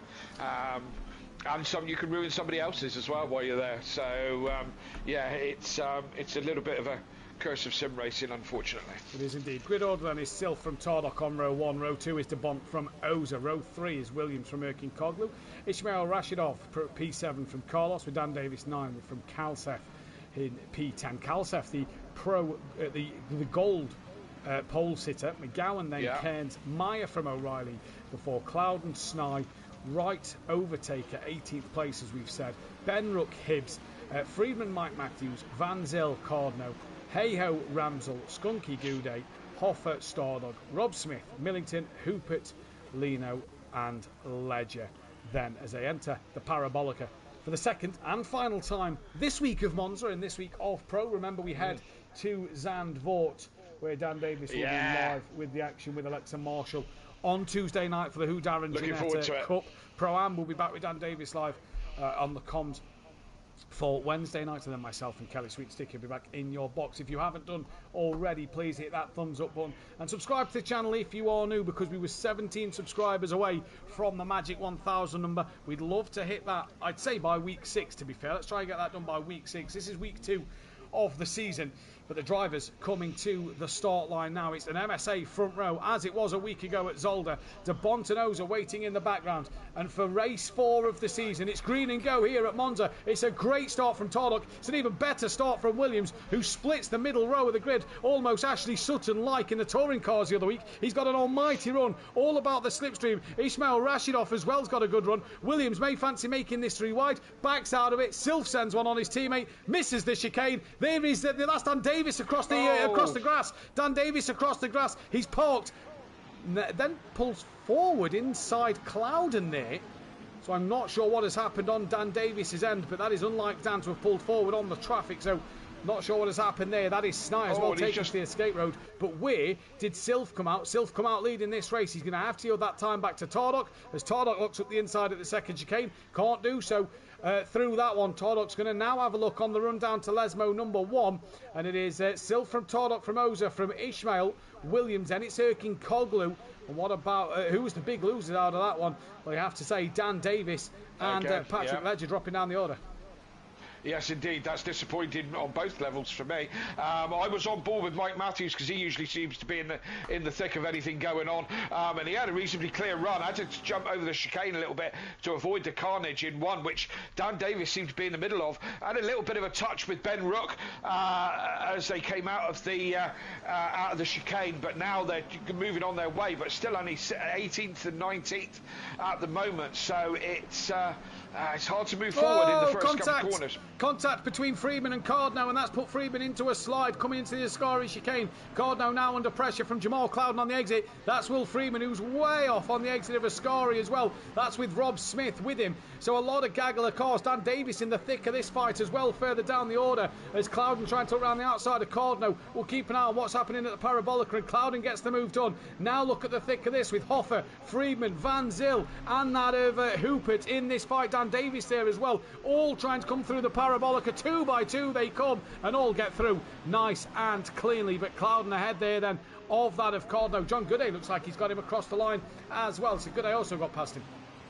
Oza's done Tardock into turn 1. He got on the outside of him, went round the outside through turn 1, so he's up into second place with the fastest lap. Williams and Tardock going side by side now. We know Williams got a quick car. Sorry, Kelly. Friedman round the outside of 2 cars. Looks like he made a bit of contact into the first chicane there. All looks like they've got through cleanly. No, there's a yellow flag. That is Patrick Ledger. That'll be the one that got the tap from Will Friedman. Possibly bumped into another car and span around. But either way, that is not what Ledger would have wanted. And Friedman just in the wars a little bit here. Early doors in this race. Hoffer going up the inside of Heo at the Segunde Variante. And all comes off quite now. Not so great that time. I'm not looking at the screen to read it. Dan Davis and Hooper in the thick of this fight as well. It is all war back here between these drivers. Dan now gets the run on Hooper. It's on the inside. Hooper's got to brake early because he's nearly in the bullet of hey-ho. Dan Davis up the inside. Takes that place. Friedman trying to follow suit as well. Here comes Will Friedman. Excuse me. Now to the outside of Hooper and tucks back in behind. It is all gloves off down the bottom end of the field. And lads, let's not forget, there's 70 minutes in this race. Absolutely, there's quite a train going on as Carlos is now having a look at Coglu into Parabolica and going down the inside. There was a bit of a train on the back side of the circuit between Williams, Ishmael, loads of them, loads and loads of them. But it looks like Carlos has got the, McGowan's got through. Carlos and McGowan have both gone past Coglu at the moment, and now McGowan's looking on the back of Carlos, dragging him in, coming into that Ferrari, got the slipstream. Is he going to be able to brake later into the first chicane? McGowan late on the brakes. He's going to overshoot it by a country mile. By a country mile. That's he's going to have to yield that time as well there back to allow that of Carlos back through. Looks like he's carrying on his merry way at the moment, and that's a little naughty there because he was so late on the brakes. Oza coming up the inside, having a sniff on the inside herself, backs out of that one there though, thinks of waiting yet again. And the reason why McGowan got past Erkin Coglu as well is because there was actually a bit of contact, Kelly, between Carlos and Coglu on the entry to Parabolica, but like I say, McGowan has gapped more than what he was alongside Carlos, so that'll definitely, more than likely, I assume, be a ticket going into the stewards. I would have, sure. I would have said so. He needs to give that position back. There was no way he was making the chicane. Carlos kept his nerve, stayed around the outside. McGowan just went right through, and probably pushing the brake pedal right through the wall to try and slow that down. But is McGowan going to give the position back? That's the point. A little bit slow into Ascari. I thought he was slowing a little bit. He wants to try and give Carlos that back if he's trying to, but not let Igloo go through as well. So, he's doing it now. I think he is. McGowan's backing off. The problem is, I think Erkin Coglu's going to have the run on the inside, and this is the problem, is Erkin Coglu's got on the back of Carlos as that lap's developed. Carlos would have been better off doing it sooner rather than later, and he's lost a lot of time there, and he's now coming under the clutches of O'Reilly. Drop back down the order. Ben Rook is coming under pressure from Mike Matthews, who has a bit of a moment through the Parabolica there, with Matt Wright having a fight with Snide further up the field. Overtaker's slow. I saw some dirt being kicked up. Overtaker's got damage on the front of his Ford Mustang. Snide's gone past him. Now Matt Wright's going past him. Overtaker pulled into the slipstream, so not sure what happened there. Dirt was definitely being kicked up. Mike Matthews defending from that of Jamal Clouden in the background as well, in towards turn one. Clouden turns in, Mike's still there. Mike now turns in, Clouden's still there. Good move from Jamal Clouden, but Mike's still going to have that inside line as they come through the Curva Grande. Bumper to bumper they go at the minute. Hibbs is watching in the wings and has a waiting brief on this one, but Clouden drifting a little wide through the Curva Grande. Got to realise that Mike's still there. Snide's now been overtaken by Matt Wright further forward, and now from Overtaker as we drop back down to Clouden and Mike Matthews. Bit of contact from the pair of them. Mike has to take to the escape route on the chicane and rejoin the circuit, and he'll have to give that one back to Jamal, and he does so straight away, but makes him go around the outside so that he can hold the inside line and slot in between him and Hibbs. Further up the grid, Coglu put the moves on Carlos into turn one, tried to do what McGowan did, but got it right, got it slowed down and through the chicane. But McGowan's now coming back at Carlos. Carlos still close to Coglu as well as they come through Ascari. But Ismail just in front is pulling away, and it's your fastest lap at the moment, and is dragging Williams back in. And we know how quick Williams is. Tardock is only half a second beyond Oza, and he's right behind Silth as well. Great move at the Ascari chicane just then, Kelly. Dan Davis up the inside of Tobias Hoffer, and I didn't think Hooper was going to be able to follow Dan Davis through. He did, an absolute peach. Hooper sticking to the back of Dan at the moment, both getting past Hoffer at Ascari chicane. So Hooper so far doing the business on the back of Dan. so Williams, far. first man in the pits. First man to blink in the pits very, very early. Interesting call. McGowan misses his brakes into the back of Erkin Koglu and across the grass. Erkin Koglu's then forced onto the chicane and to cut the chicane as McGowan taps the back of him. That's going to cost McGowan to O'Reilly and maybe even De Bont here as the orange bollards being flicked across the Curva Grande there. And McGowan going to lose out to De Bont as a case of this one. De Bont to the outside coming down to the second chicane, and McGowan will have to fight another day. Little wiggle under braking, and he taps the back of De Bont. Not sure who that was on. He reverses back. Oh, that's crazy. Yeah, backs up straight away, right into the path of oncoming cars. McGowan's usually better than this. He's struggling on his brakes. Looks like he's getting a little bit frustrated as he tumbles further down the order. He's going to end up in the steward's room for a severe spanking, I think, after this one. Cardno's on the back of Skunky with Jamal Cloud and Van Zyl behind him. A bit of a train developing here, and Dan Davis and Hupert lurking in the wing mirrors of these cars. Cardno, though, gets to try and pull alongside Skunky as they come down towards the Ascari chicane. This could be an interesting one going into it as Cardno actually... that's Van Zyl still behind.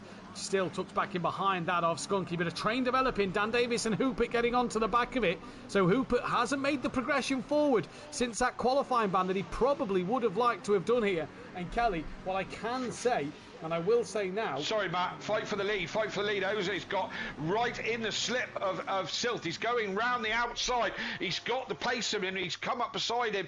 Is he going to be able to slow it down? They're going in together, side by side. Silth keeps his line, runs out to the edge of chicane. Oza would have to have taken avoiding action. No, he didn't. Oh! And Silth went deep into the gravel, Kelly. Yeah. He went a little bit too deep into the gravel. That's put Oza in front and Tardock back into play as he goes round the outside of his teammate. We'll all change at the front as well, Matt. We are all change at the front, and their pit strategies. There is a lot of mixed strategies going on out here today, Kelly. So it's interesting to see what these drivers are going to do in this race, and this is going to be an interesting one for sure. To see These what happens. Pros. Yeah, Rob, they are pros, you're right. Erkin Koglu's still got Carlos, who's now got O'Reilly with them. Then it's Maya from Cairns. Cairns had a moment out the second chicane because Overtaker has just overtaken him like he was in reverse. Great move from Overtaker there. Kalsef's now 11th with Matt Wright 12th. Ben Ruck from Snide with McGowan down in 15th now from Clouden. Then it's Mike Matthews, Damien Hibbs, Skunky. So Skunky's got past John Gooday. Dan Davis now up into 21st. He's past that of Rob Ramsell and Van Zyl. And Rob Ramsell went into the pits. That might be how Dan Davis has got ahead of him then, while Dan has passed Van Zyl on the track. Hupert as well as pitted. I'm kind of surprised at how many people have pitted on or before the hour mark. Yeah, I am as well. Yeah, absolutely. Still fight for the lead. All three of them came through the Ascari chicane like it was drift night, all with the back ends flapping all around the place. But Stilth is reeling in Tardock again. Tardock, multiple adjustments through Parabolica, trying to keep the car from sliding and getting good traction. But Oza is out in front now and showing the MSA boys the way. We could have a challenger to MSA.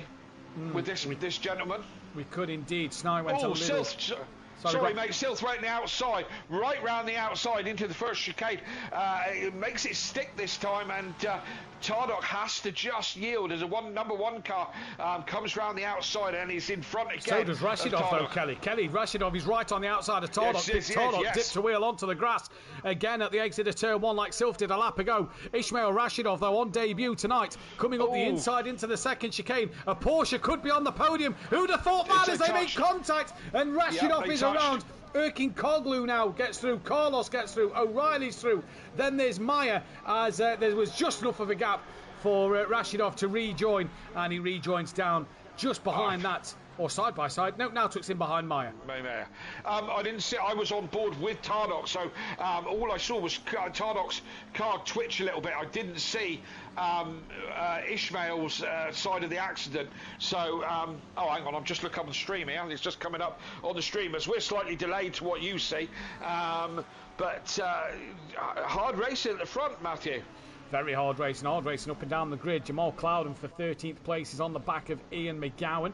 That is Ben Rook and Calsef at the bottom of your screen, and Snai at the top of your screen. Clouden with that bit of damage and to that front nose of his car, trying to get through and make up a couple more places. McGowan obviously was running really well early on, and a few instances tumbled him down the orders. Overtaker is on the back of Ishmael Radanov, as he's on the back of Meyer as well. Just dropped down a few more places. Skunky's on the back of what is Damien Hibbs now, with Dan Davis 21st behind Stoddard. So I think Dan's had a moment here, because I thought Dan was closer to Skunky and Hibbs a moment ago and has tumbled down the order a little bit. He was in a fight with Van Zyl. Van Zyl on the circuit. He was behind Gooday just a minute ago, and he's well in front of Gooday now. But Gooday was also with that fight of Skunky and Hibbs and Hoffer. Hoffer's now back in front of Dan Davis, so Dan's definitely had a moment somewhere. Ben Rook just done Kalsef into turn 1, got the run down the straight, goes into the first chicane, and has got that job done. Out in front, Oza is the fastest man on the track, and he's pulling away. Who is this guy? Where did he come from? Bam, bam, bam, racing. He's out in front, pulling away from the MSA boys. Have they got an answer? Have they got an answer indeed? Well, Ben Rook got past Kalsef. Clouden late on the break. Second chicane nearly into the back of McGowan. It's now brought McGowan onto the back of Kalsef, as well as Cairns in the pits and has done the pit stop. So these McLarens just struggling a little bit on the brakes tonight. They say that the McLaren isn't great on its brakes. It's what I drive regularly, so I'm kind of used to it. But it's said they're not the best thing on the brakes, isn't it? Yeah, that's what they say. Just trying to find any other scraps out there at the moment. Hoffersl on the back of Skunky right now. Rob Smith is 25th. He's got some bad damage yet to pit in that car. Where's Mike Mathews? Did Mike Mathews pit? His name's disappeared. Yes, he's pitted. Overtaker. Will Friedman's pitted as well. Sorry. Overtaker trying to go round the outside of Ismail. I think he's going to make it stick round Parabolica. They go side by side. Ismail holds his line, and Overtaker's got to tuck back in. Probably the best thing to do, get in the slipstream with that Mustang and get it done into turn 1 as Meyer goes into the pits. These guys are all over the track trying to break the toe of that Mustang. Ismail goes out to the outside. Overtaker now down the inside's gonna try. Yeah, he's done it. Gonna make it done, is he? Yeah, and he's got to get it slowed down. And Ismail has to give that position up. We saw last season that Porsche just isn't strong enough. Yellow flag out on the circuit. Mike Mathews has had a moment. Second chicane. Don't see any damage on the car, so maybe just a spin for Mike Mathews. He is now down, running second from last. So not sure what happened exactly there to Mike, but was on his own. As Ishmael's not let this one go, you know. He's coming back at Overtaker. I tell you what, a bit of slipstream for that Porsche, and it seems like it can hold its own with a Ford. Overtaker's round. He's round. He gone deep, done it all by himself. Got up on the sausage curves and gone round all by himself. Ishmael said, "Thank you very much. I'll just pass through there." And yeah, mistake from the ex-champion Overtaker, which has cost him dearly. Yeah, and he's now had to rejoin into the path of Ben Rook. They're not an unsafe rejoin. They're just into Ben Rook. He got away reasonably well off there because he was. He only lost a place to Ishmael, really. So yeah. So I mean, he's lost time. And all the time counts here. Any mistakes, you're falling further and further back from the front. So he's now got Ben Rook, race 1 winner. Now we can say SimPlay winner. Ben Rook. He is now in the slip of Overtaker, but that Mustang's got much more power in a straight line than that Lamborghini as he starts to pull away into the distance.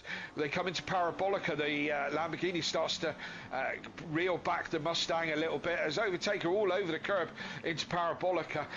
Remembering that Overtaker is still one of the rare pad users, uses a control pad, doesn't have these fancy Fanatec's.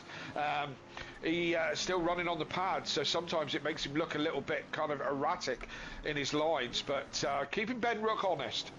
McGowan and Clouden got past Kalsef last lap. Snai has as well now because Kalsef has come into the pit lane. Tobias Hoffer in that slipstream of Skunky down for 16th and 17th place. Pulls out now to have a look, tucks back in. as he doesn't fancy that one. Stardog Smart. on the back of John Gooday. John Gooday just got Dan Davis in his sights. So Dan Davis had another moment, because John is now closer to Dan Davis. Very much closer. So I'm not sure if Dan has had another moment somewhere out there on the track, and Stardog closer to John, but can't do anything at the moment. And Dan will now possibly just pull away from John. But Dan was a lot ahead of John earlier on, and he's now... It was 2.5 seconds. 2.5 seconds ahead. So you would say Dan's had a moment. It's more that than unlikely that John just found... well, I know John's still struggling at the moment, because he's back on the Logitech G29. His Fanatec's gone down. The rim's lost a pin on the back of it, so his Fanatec isn't working. So he's waiting for his new rim to be delivered. I tell you what, and no doubt somebody from Fanatec is listening, because everyone listens to this channel. It's the premier console channel to for sim racing. So we are one of the best. So there's obviously someone from Fanatec, and I'm really not liking the customer service of Fanatec, all the breakdowns of them. John's was second hand, so it's not like he's bought it new from Fanatec. Well, yes. So you don't know the amount of hammer it's had for a pin to have fell out the back of the rim. I appreciate that. But these Fanatec's are supposed to be the benchmark, and I hear. I'm looking to buy one. Do you know what I mean? I really am. But the good old G29s just keep taking a kick in, and they're all a bit agricultural now compared to the Fanatec and the feel that you get from the Fanatec. But yeah, it seems to be an awful lot of problems with them. Yeah, it does at the moment. But so far, John has had to sort of get used to life back on the Logitech with a normal pedal, not the load cell, and that's where he's been really struggling. Dan going the other way, of course. Yeah, Dan's gone the other way. And they're now kind of meeting on the circuit. So John can't stop because his pedal doesn't react the same way as what his load cell does. And Dan's is reacting too much because he's not used to the load cell. And, they're kind of meeting on the track at the moment. So how fitting at the moment so far. Rob Smith, I ordered mine and it was delivered and ready to use in under a week. Not had any issues so far. That's good to see. Wow, well, there's a 5-star review for Fanatec above all the other bad ones. Have you spoke to Dan lately this week? I haven't spoke to him. No. So he's got his power pack. I will speak to him a lot tomorrow. Yeah. Fanatec have emailed him yesterday, and his power pack from Fanatec that should have come with the wheel comes tomorrow. Right. Okay. Well, that only took him a fortnight to reply to an email. What's the other good one? A Model or something like Moser. But they don't make one for the PlayStation. Oh God, really? I ain't going to bother with one of them then either, am I? No, I wouldn't. But we're currently what we are bothering with is this fight for the top 10. McGowan versus Ben Rook. McGowan's been creeping on the back of Ben all race, or for the last couple of laps, should we say. And it's an interesting little fight, especially when you say that McLaren's been struggling on its brakes and Ben was the race one winner. McGowan's really caught up to him here. Yes, he has. He has reeled him in something rotten. He was all over the curbs at Parabolica, and as we come down into the braking zone, and no such problems for McGowan that time. Hits the braking zone just perfectly. Misses the apex slightly if you were being critical, but got it all done, and is reeling in Ben a little bit now. Ben's nowhere near Overtaker for a minute, and Overtaker has lost a lot of time with that spin as Ishmael pulls away. Up front, Oza pulling away from both the MSA boys now with a 3-second advantage. Ben's had a problem, sorry Kelly, out the second chicane. Very slow on exit. Didn't see why as Clouden nearly clatters the back of McGowan. Didn't see why Ben was slow. He was on board with McGowan at the time. And McGowan had a chance into the Lesmos, but that's come to an end as Cloud nearly rear ends him, bounce off the second Lesmo curb. McGowan picks it all up together. That's put Cloud a little further onto the gravel on the exit, and that's gave Ben just a small amount of breathing space as they both come down under the bridge in towards Ascari. Clouden to the outside of McGowan, breaks a little early. McGowan nearly in the bullet of Ben Rook there. again, overshot the apex a little bit, and I don't know what the brakes are like on the Porsche that he was in last season, but maybe just struggling with the brakes on this McLaren, because again, he was deep into the first part of Ascari, managed to keep it all together, and is pulling back in on Ben Ruck. Clouden dropped away just slightly, but let's see how we get on. Oh, Ben with a moment, has to adjust it there, not one of his best slides, more of a twitch that one, and had to get out of the throttle. That gives McGowan the run down. Traction also important, and Ben with none just then. That gives McGowan a run, and Clouden's going to pull in on this as well. Clouden's looking for a go down the inside. Is he in the braking zone? Yes, he is. But Ben a little bit later on the brakes. They're going to go side by side. Clouden makes the apex, gives plenty of room, good drive in there, and clatters the debris on the way out. He's now on the outside of Ben, going to have a run round the outside. He's in the McLaren, and has it got better traction than Lamborghini? Not looking like it, can't make it happen. Has to tuck back in behind Ben Ruck. Is he going to get another opportunity at this chicane? He's all over the back of him. This could go badly wrong. No, Clouden breaks nice and early, doesn't make a situation out of it. Not a fan of that from Clouden there, to be fair. It was too much moving around. Personally, I'd have kept the nose wide at the Curva Grande to keep Ben looking in your mirror to see where the nose is, and then it was too much moving around just before the braking zone, and I didn't really like that from Clouden. I'm not saying that in a bad penalty kind of way. I'm just talking as like a driver's point of view. I'd have kept the pressure on Ben by showing him the nose and you know, making Ben, you know, try and maybe just outbrake himself a little bit. Too much moving around from Clouden there, and I think that's why Clouden's attack wasn't great. Now he's got a better run into Ascari. Now he's not moving around so much on the outside for the entry, and backs out of that one because the natural line of the corner is never going to work outside of Ascari for that first pop. But yeah, not saying it was Clouden doing anything wrong, by the way there, chap. Just saying that I as a driver, I don't find that sort of tactic moving around. I always think these attacks into the outside of the first part of Ascari, not the best way to try it. You know, Ben held his line, kept it through there. Clouden looks like he's got pace, and Ben does look like he's struggling on these tyres at the moment. Evening to Swindle Mac, who's taking a break at work to catch in for a few minutes and a few laps, and Ben is 100% struggling at the moment. Clouden near enough pushing him down the start-finish straight, pulls to the outside line of turn one. This will be on the for the inside of the second part of the chicane, not alongside enough. This has brought Snai into play well here. Yeah. Ben didn't get a great exit. Ben's now opened the door for Jamal Clouden in towards the Curva Grande. Unsure why Ben did that there. Was it a little wiggle? And Clouden, thank you mama for the carrots, doesn't need a second invite. Now look at Snai. Snai showing Ben the nose. Snai's making Ben forced to do something. He's now alongside that of Ben. Snai looking up the inside, backs out of that one. That's what I think Clouden should have maybe done a lap ago. Doesn't matter because he's ahead. Absolutely. Ben definitely struggling on traction. When he's putting the power down, the back end is complaining something rotten. I think he came out of the first chicane, and that was a bit of a, you know, when the car shoots off to the left-hand side under power. Ben is looking racy enough. I just don't think he's got the grip. No, I fully agree with you. But also, what fuel levels are these cars running? That's the other thing to state. You know, people could be 30, 70, 50, 50, 70, 30, you know, or full fuel in it and splashing and dashing. We just don't know. Or we can see in the comms box, but we don't want to give anything away to you guys at home, and that's the bonus. Oh, Ben's off again. He's in the wall. Yeah, and Ascari's bit him a little bit too much. He was struggling through there a little earlier on, and it's now bit hard, and he's lost out to Hibbs and Matt Wright. And Hibbs goes past him. We were saying in the break, we didn't say much about Hibbs. He's having a solid race tonight, you know, as Pro-Am champion. He's going quite well tonight. Not quite in the top 10, but in the sharp end for sure.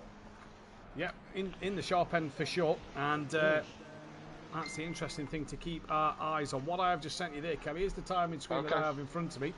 And it will tell you the fuel in brackets. But obviously we're not going to say who's running what fuel in case anybody's listening. We don't want to give tactics away. That's for the drivers to find out for themselves. But yeah, Ben Ruck got bit by the Ascari chicane. Right, so who's pitted? Brandon Williams, De Bont, Meyer, Hoopert, Van Zyl, Cairns, Ledger, Calcef, Friedman, Ramsell, Cordno, Mike Matthews, Rob Smith and Steve Millington have all pitted. We've got Will Friedman on the back of Calcef here as well. We've also got Stardog on the back of John Goodey. Now, what I will tell you, Kelly, is you only get to see the fuel usage on the best laps. That is in best lap order, not race position order. If you press on the race position ones, it doesn't show you the fuel. So, sadly, we have to leave it on that and find. Yeah. This is new, but very interesting. Thank you very much. It is your and welcome. I won't. Thank you. Yeah. And I won't. Wow, isn't that interesting? Yeah, okay. I feel like a child with a new toy. Lot to take in. Let's put that down, because there's some racing going on track, as well as who am I on board with? I'm still on board with Ben Rook, as he's now trying to play catch up. He dropped down to 14th position. Don't know what's going on with him. Don't know why he's so loose this lap. But as I say, could be fuel line, could be tyres, could be overheated the tyres. Reasonably early. We've still got 3/4 of an hour into this race, and strategy's so important, and that's why the SimPlay team have decided to make this a 70-minute race instead of a 60, because it really does throw fuel into play. And tyres. Tyres as well, yes, absolutely. But certainly more with the fuel as more of an element this season. Because these cars can't do the full, can't quite do a full race flat scat, can they? Certain tracks, I think we're going to see that they can. Yeah, I think most tracks we're going to see that they can't, as Matt Wright got very close to the back of Hibbs under brake in there. Greasy Bandits versus SimPlay Racing down for 12th and 13th. So it's Umatoza 3.4 seconds clear of Silf with Tarlock there. Then three seem to have settled into a rhythm. Carlos has dropped away from Erkin Coglu. Coglu's coming under a bit of pressure from O'Reilly. That gap's come down to under a second. Then it's Ismail Rashidov. Overtakers P8 from Ian McGowan up to 9th. Jamal Clouden now into the top 10 from Snai. Damien Hibbs P12 from Matt Wright, with Ben Rook 14th. Skunky P15 from Tobias Hoffer. Dan Davis also not seeming to make the comeback or the way through the field as quick as maybe some expected. But don't forget, is learning a new wheel. And is his Lamborghini struggling like Ben Rook's Lamborghini? Let's not forget that one. Stardog P18 from John Goudet. And then it's the first of the pit runners, Brandon Williams, who is not far off the back of John Goudet already. So Brandon Williams trying to set himself up into a good position. He pitted, if you remember, Kelly, as the pit window opened, did Brandon Williams. Very interested to see what his strategy is. Yeah, we'll see how that one pans out towards the end. It's a long way to go in this race to do. We're going to struggle with the tyres for sure. To do that many laps on those tyres. So we'll see where he ends up at the end. Maybe he's gambling on something, or maybe he's tested this. And this is the way things are going to be. And he's got faith in his strategy. But we will see. We've got a long way to go, as we haven't even made half distance quite.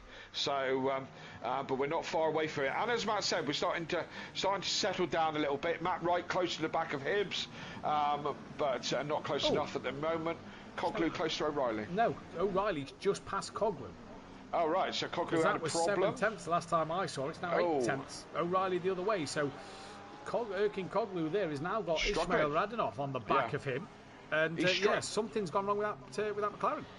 Yeah, he's struggling. He was all over it again. Runs extremely wide. He's through. Yeah.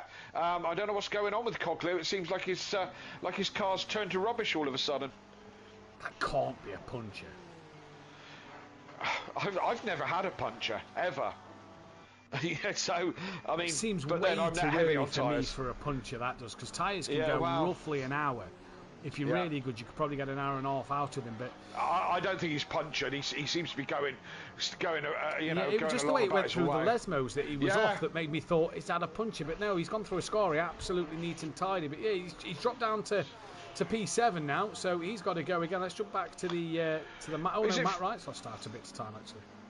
Is it fair to say that, and we've all kind of done it, you bounce through one set of corners and make a complete dog's dinner of it, and then, the tyre's a bit dirty, and then you try a little bit harder in the next one, and that turns to rubbish as well. Could be a bit of that going on. Yeah, just a bit of a knock-on. We'll see how it goes on. Yeah. Will Friedman's on the back of Calsef. This is for 28th and 29th. But these two have pitted, so this isn't really positions we're used to talking about Will Friedman in. No. But he's in them, and this is his problem at the moment. He's in a new car in the Ferrari, giving something else a try instead of that Porsche that we know he loves and races well in. So he's in the Ferrari for this season. He's on the back of Kaltev, but these two have pitted, so it could come to Will Friedman. Remember, Will Friedman pulled a blinding strategy last week, Kelly, in which he pitted early and gone long in the race and ended up finishing ahead of Dan when he was way behind Dan at the first the round of pit stops.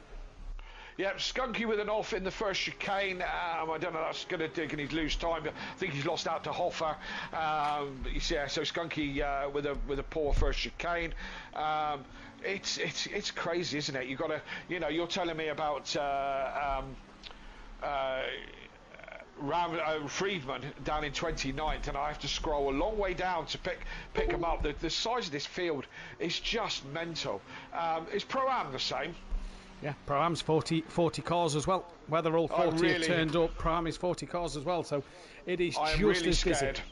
I am really scared for next week at Zandvoort. That is going to be chaos. It's going to be like a banger race. 40 cars on track. That is a roller coaster of a track next week at Zandvoort. It's flowing. Yeah, there's no real. The first straight is the longest straight, and nothing else after that. Undulations and all the rest of it. Yeah. Next week, I mean, really, don't bother missing any of the races because it's all going to be crazy with this amount of drivers on every night. Who's that slowing down? That is Van Zyl. Yeah. What did he slow down for? Just to let the back markers through? No, this probably. is for position, Kelly. So this is Van Zyl for position. And he seems way down. He seems to have slowed right down there. So maybe a moment. No, that might have been Robert Ramsell. Was it Will Friedman or Robert Ramsell? I was watching the Will Friedman. It was an orange car. Orangey yellow car that slowed right down and let some people through. It might have been Robert Ramsell just letting through some of the back markers. I'm not sure. So Cordno's come back into the pit lane. Not sure why. I know Steve Matthews Millington is maybe. Yeah, possibly Steve. I know Mike Matthews has got some blue flags. But Ian McGowan is also now into the pit lane. So we're a minute away from that half distance in this race, and this has now brought a few drivers starting to make their pit stops here. And really, the closest fight, Mike Matthews, as we're on board him, drops the rear on the grass outside of the second Lesmo. Round he goes. The closest fights on circuit is actually that of Lino and that of Maya, who are fighting together. Lino yet to make his pit stop. In fact, pulls out the way. Is that going to allow Maya through? No, it doesn't.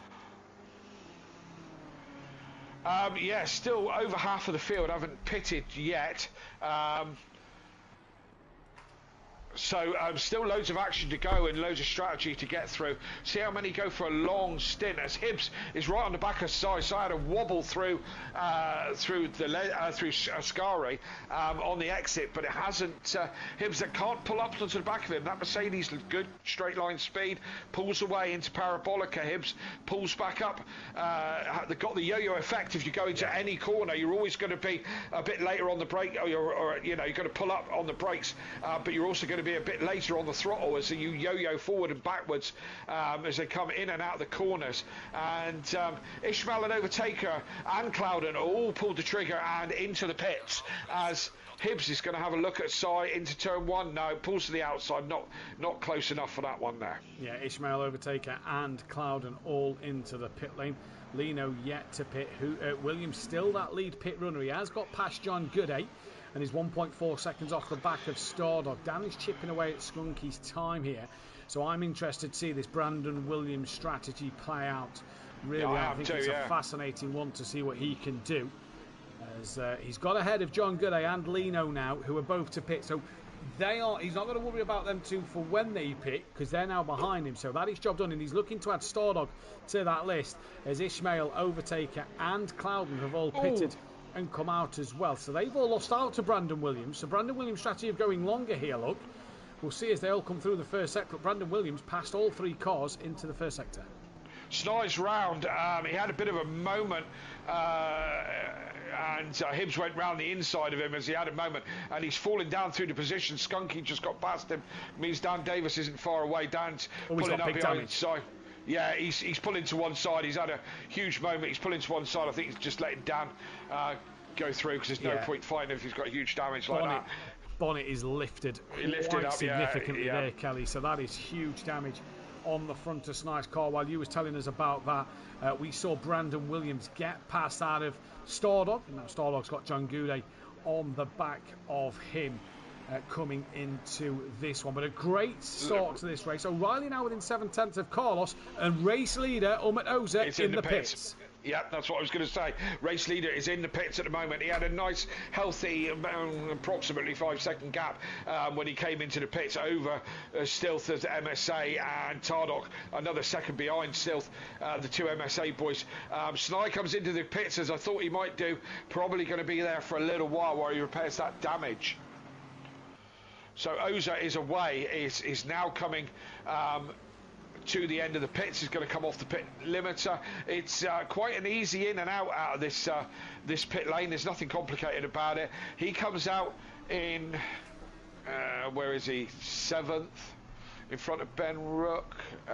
No, behind Ben Rook, of course, who hasn't pitted yet. Oza's actually lost out, Kelly, to Williams there as well. We're still watching Williams. Where is Williams? And Williams is coming through the Curva Grande while Oza's only just entered it. So Williams, the 5-on-5.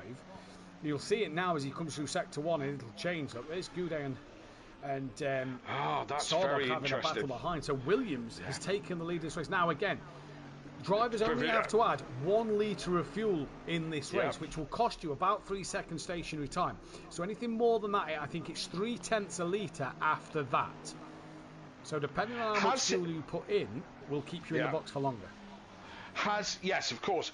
We didn't see the length of his pit stop. We didn't take note of the length of Williams' pit stop, but his tyres would have been almost untouched. Yes.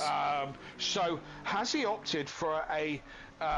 Did he put loads of fuel in at the start? Did he put, keep the same tyres on and just put a little bit of fuel in and take himself right to the front now? And I mean, with quite a gap to Oza. Well, I suppose the way to look is let's wait and see.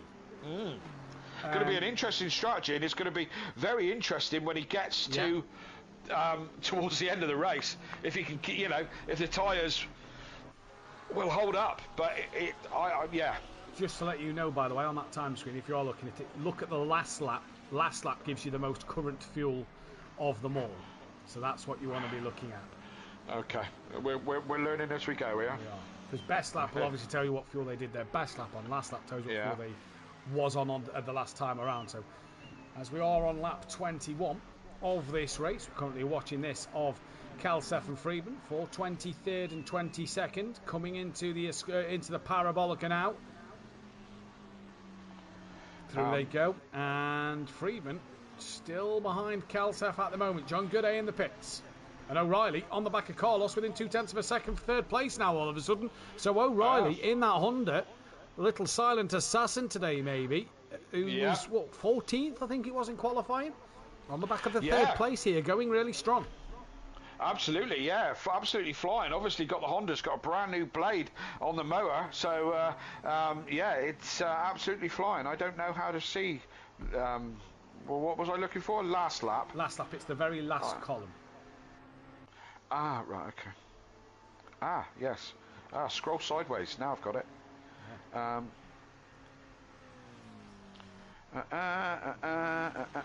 haven't got enough room on my phone to see it all in one go.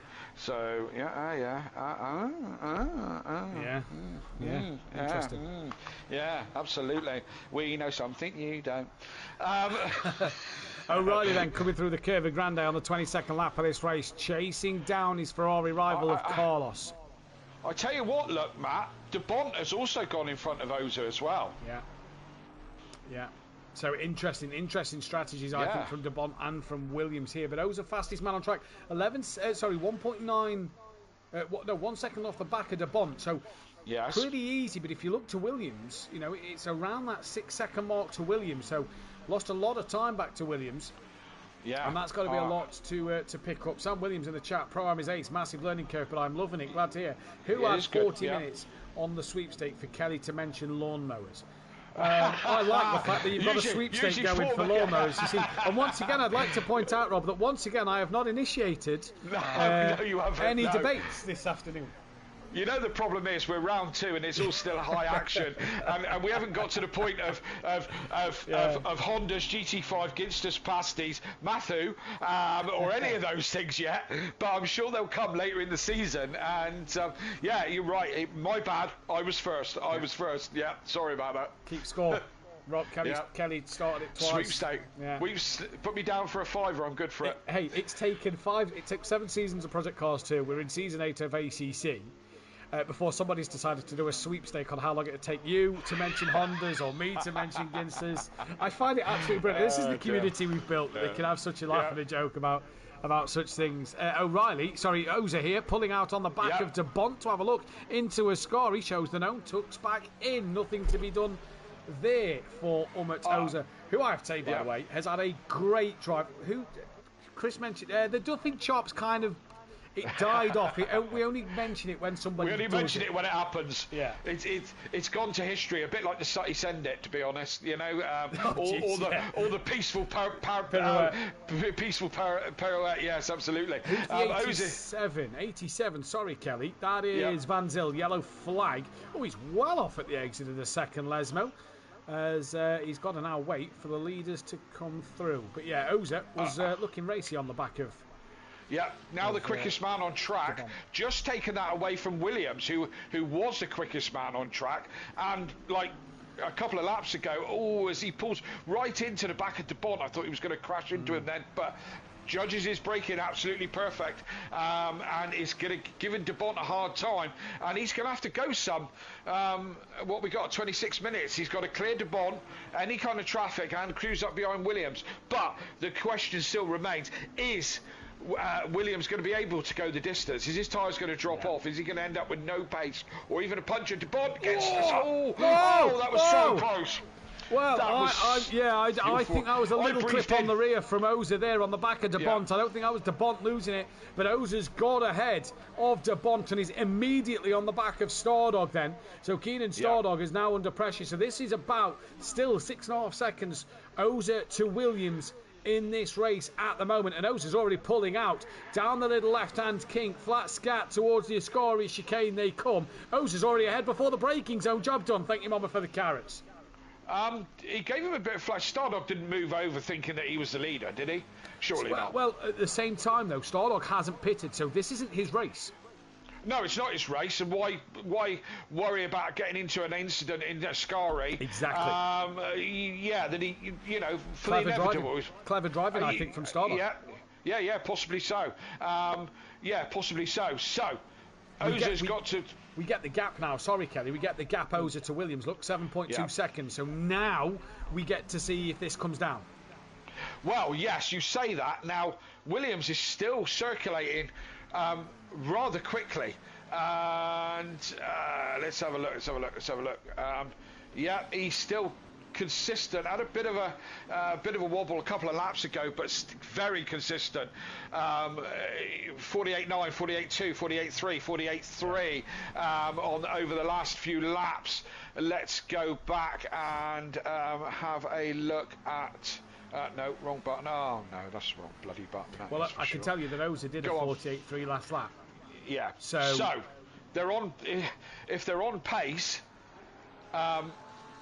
Then he's not going to bring the gap back, is he? You know. The question is what, like you've said, if he hasn't taken tyres, or if we don't know if Oza took tyres either. But if them tyres start to drop off, they're in two very different cars. Are they?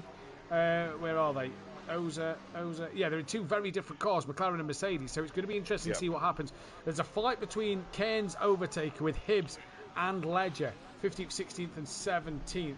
Happening. Calcef's got Jamal side by side with him coming into the second chicane. Now Jamal inside line, and he must be listening to the stream because he didn't move around too much that time, and he gets the move done on Calcef. Jamal moves up to P20 in this race. I've just been dropped from the session. I pressed the wrong button, got a replay, and then it had a bit of a spammy fit and chucked me out. So restarted the game. So I will be back. So keep us up to date with the action, Matt, and I'll talk rubbish while I'm trying to get back in. Stardog at the minute is 12th place. He's not pitted. Still on the back of De Bont, or is close to De Bont, who pits down in 13th place. Now, Dan Davis is gaining on Tobias Hoffer. Gap's down to 1.8 seconds. And Dan Davis, Tobias Hoffer, Ben Ruck, Erkin Koglu, Kieran O'Reilly, Carlos Tardock and Sylph all haven't pitted yet as well. So 9 cars still to pit in this race. Very interested to see what is going to happen. Yeah. Oza's brought the gap down 4/10 this lap. And there is car number 59 off at the at the Ascari chicane. That is Steve Millington. Oh, he's in the wall hard there. And I saw the number 8 car just kicking up a bit of gravel. Millington just rolling forward to just try and create some more room for the cars behind him as he gets back going now and can get back going. Not the night for Millington in this second race then. But let's go back to Overtaker, who's trying to pass Calseth while... he's trying to pass... I'm back in now, so... trying to pass Keynes as Hibbs and Ledger are with them. Yeah, it's all in very close company, these lot. Probably the closest fight on track at the moment. These all done their pit stops, so that's all done and dusted. And we look at it. We're fighting for 18th, 15th, 16th, 17th, 18th. It sounds crazy, doesn't it? But that is the size of the field as Ledger just bounces across the chicane. Those sausage curbs are completely unforgiving, and he's lost time to the back of this fight. But it's Hibbs just with a watching brief over Overtaker and Carnes. We haven't spoken too much about Carnes this evening. I've been a bit quiet, but I mean, obviously it's difficult for us to chat about everyone this evening because there's so many cars on the grid. As I said, it gives us nothing like enough time to talk about cheese on toast or all the important things in life. Well, Overtaker's going up the inside at the Ascari. He's going to have to give the room for the next part of it. Does so beautifully done. Job done from Overtaker there. That was a fantastic move. And Overtaker moves up into P15. Hibbs now on the back of Cairns now for this one. Still nobody in the pits out of all the front runners. Oza 5.7 is the gap down to now. It down. And I think Dan's made another mistake because the gap was under 2 seconds to Hoffer. It's now over 3. So Dan just struggling. Williams within 3.3 seconds of him for also to try and gain more time in this race for Williams. I wonder how Dan's got his force feedback set up because when I tried out the Fanatec when we were at Thruxton a couple of weeks ago, I did 10 minutes and I was absolutely done. My arms were pumped up like Popeye and I was sweating like a fat kid in a cake shop, so I hope Dan has turned it down a little bit because he'll just be struggling to hang on to it. It's a very different beast to the G29 that he's used to. I think it's more the low tail pedal is what he's been saying that's he's what he's getting struggling used to at the moment. And it's one thing to do laps in it and to get used to it solo, but when you're trying to race others, different kettle of fish, when you've got to brake earlier, try and brake later, all sorts. 7-4-1, that's Stardog. Stardog is also round, so Carlos is round as well. Where's that? Wow. That's first chicane. Stardog's round at the second Lesmo. And he's got some big damage on that car. He's also still got to pits. That could tumble him down the order quite significantly. What a shame, because he was going quite well in this race. Still, though, Keynes on the back of, or dropped off the back of Overtaker. In fact, no, Keynes is the one who was round. Sorry, you said. Yes, he lost it all by himself, you turned it round, went off exit stage right, and that was that. So I don't know how that's dropped him down. And I'm just Oza still 5.6 on my screen. That'll probably update. We don't get live. It's one of the things that we miss about Project Cars because the timing used to be absolutely live. And Oza bumping over the chicane into turn 1. He's got the pedal down and trying to catch up this gap because this could be for the race win. If Williams pulls this off, he will have pulled off a blinder and.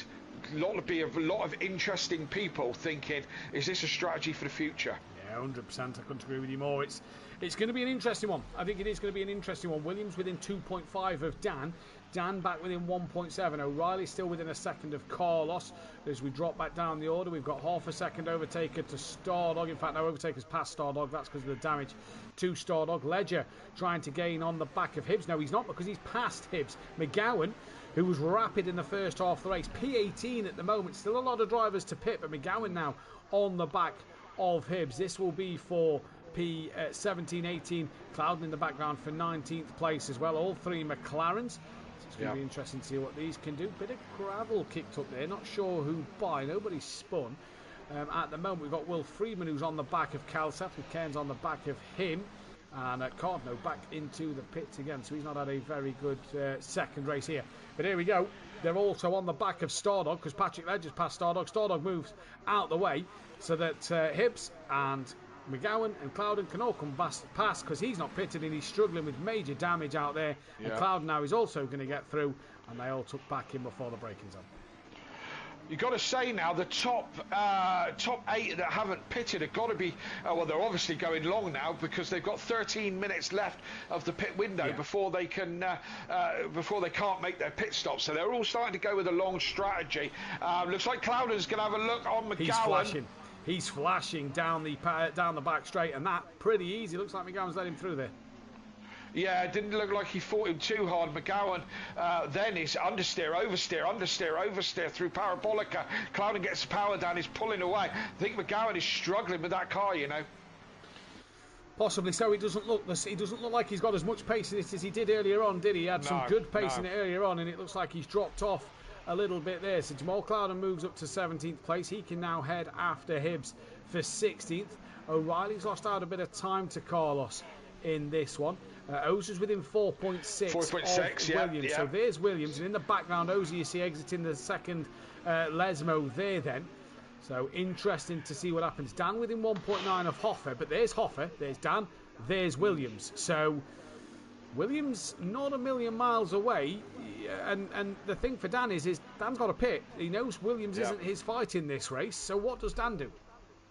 Well, Williams will be hoping that he lets him through very easily, lets him get on his way, because he's losing time to Ozer, and with what we got 17 minutes left of the race, Ozer at this pace is going to catch him in the next 4-5 laps maybe.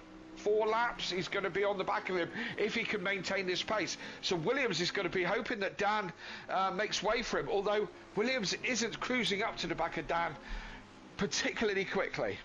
He's closing in on Dan quicker than Dan is on Hoffer, and last lap, or the lap before this one where they've just crossed the line, 7/10 Ozer took out of Williams' time, so huge amount of time. We'll see what they've just done on lap 29 as Dan comes across the first chicane. Yeah, now's his opportunity, surely, to let him through and let him go. I can't see Dan fighting this one too hard. Dan's a smart driver. Ozer last time round to Williams, 4/10. 4/10, so yeah. It's got to ebb and flow, Matt, with the times, but Ozer is definitely trying to chase down Dan, struggling again. Second chicane in a row where he's overshot. Yeah, he's braking. Look at he's braking. He's letting Williams go. He knows it's not his fight. It's not his fight. Yeah. And Dan's fights with Hoffer in this race, sadly for Dan, but he's got to take the pain. I think this is the thing with upgrading equipment. It was meant to come a little earlier. In fact, actually, no, sorry, if I'm correct, originally wasn't meant to come till September. So Dan should have been on the Logitech for the season, and this is the problem with learning equipment during a championship, is you just have to readjust how you race, how you brake and everything else, and Dan's got to go through this process. And it is quite a process, and you may be thinking to yourselves, those of you who don't drive or are new to this, that you only jump from one to another. It's really not that simple. No, it's not. And I clearly remember when I came off the pad and onto a wheel, I had to learn to drive all over again. Some say that never happened, but you certainly had to get used to how everything reacts, and it's the same from the Fanatec is it's a direct drive setup, is a much different setup to your Logitech. It's more professional. The Logitech is I've got nothing but respect for the Logitech. I've had mine for 5 years plus, and it's never skipped a beat. What great value for money, and a great entry level setup, but it is a little bit toy-like compared to the Fanatec. And it's not the steering, let's not get this wrong. It isn't the pedals, steering that Dan's going to be struggling with. It is all the load cell pedal that Dan will be struggling with. Dan didn't pit, Tobias Hoffer did. I was on board. I was on board with Dan, and it looked like he was heading towards that way. I think he was doing the opposite strategy to Hoffer, that one, if that's what he thinks his goal is. And he's keeping good pace with Williams. I mean, he's let him go, but now he can just follow in behind him and try and keep pace with him.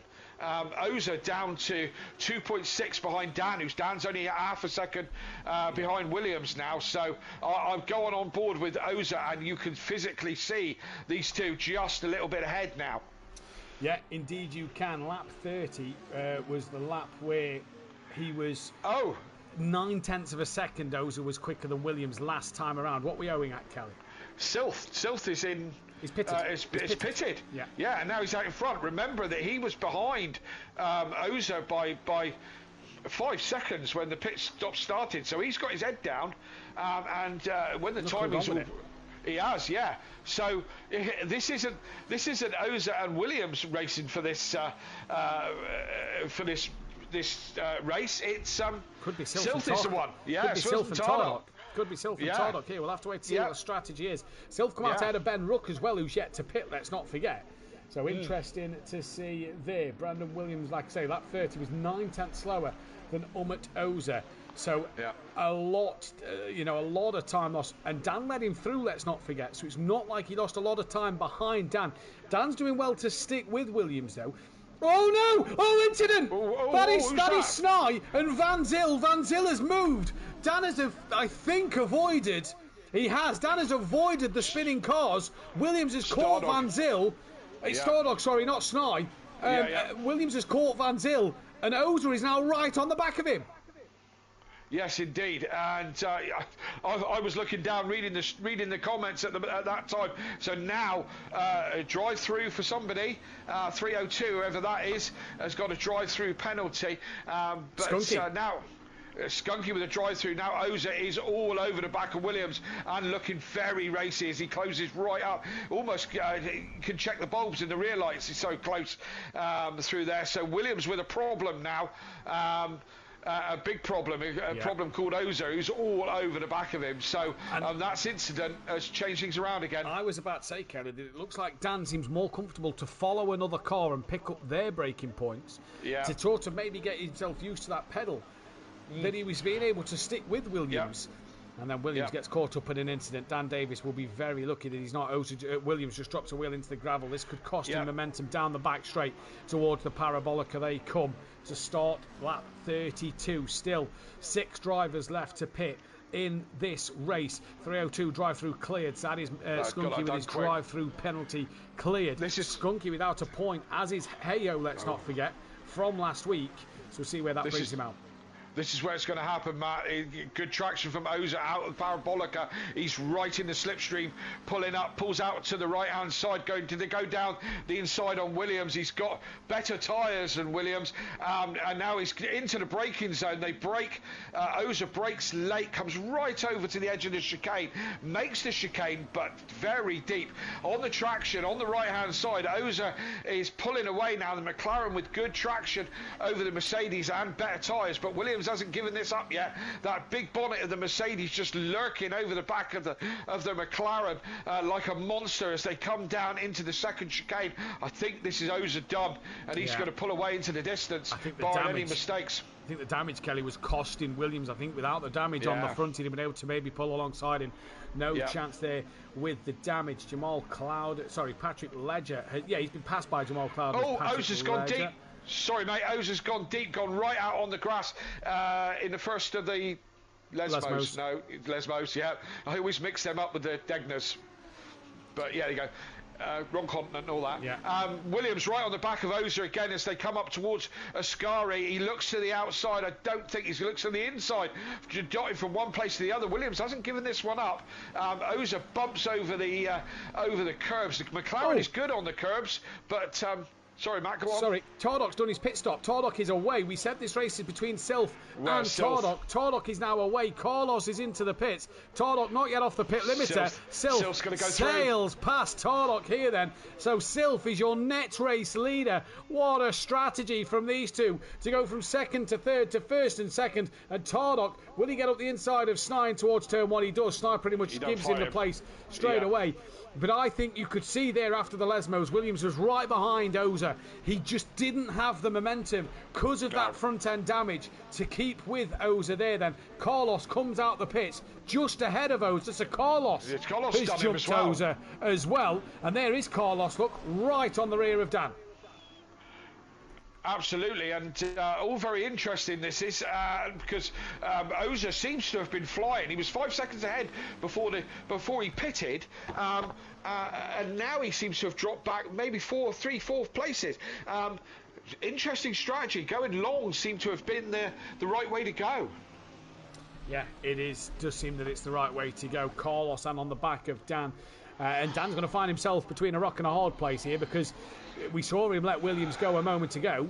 He doesn't want to lose too much time by letting Carlos, then Oza, then Williams go. He's got to keep pushing here, I think Dan has.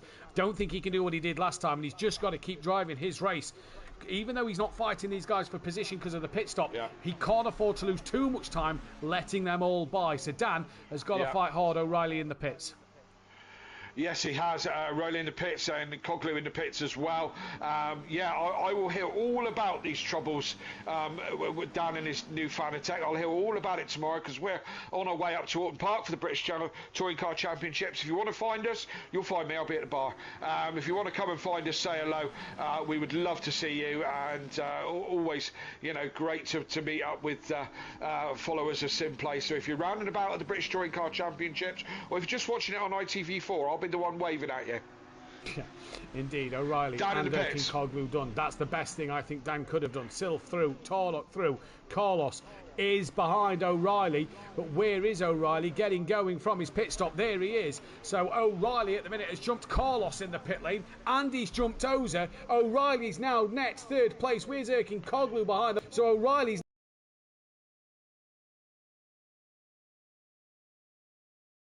for the podium still.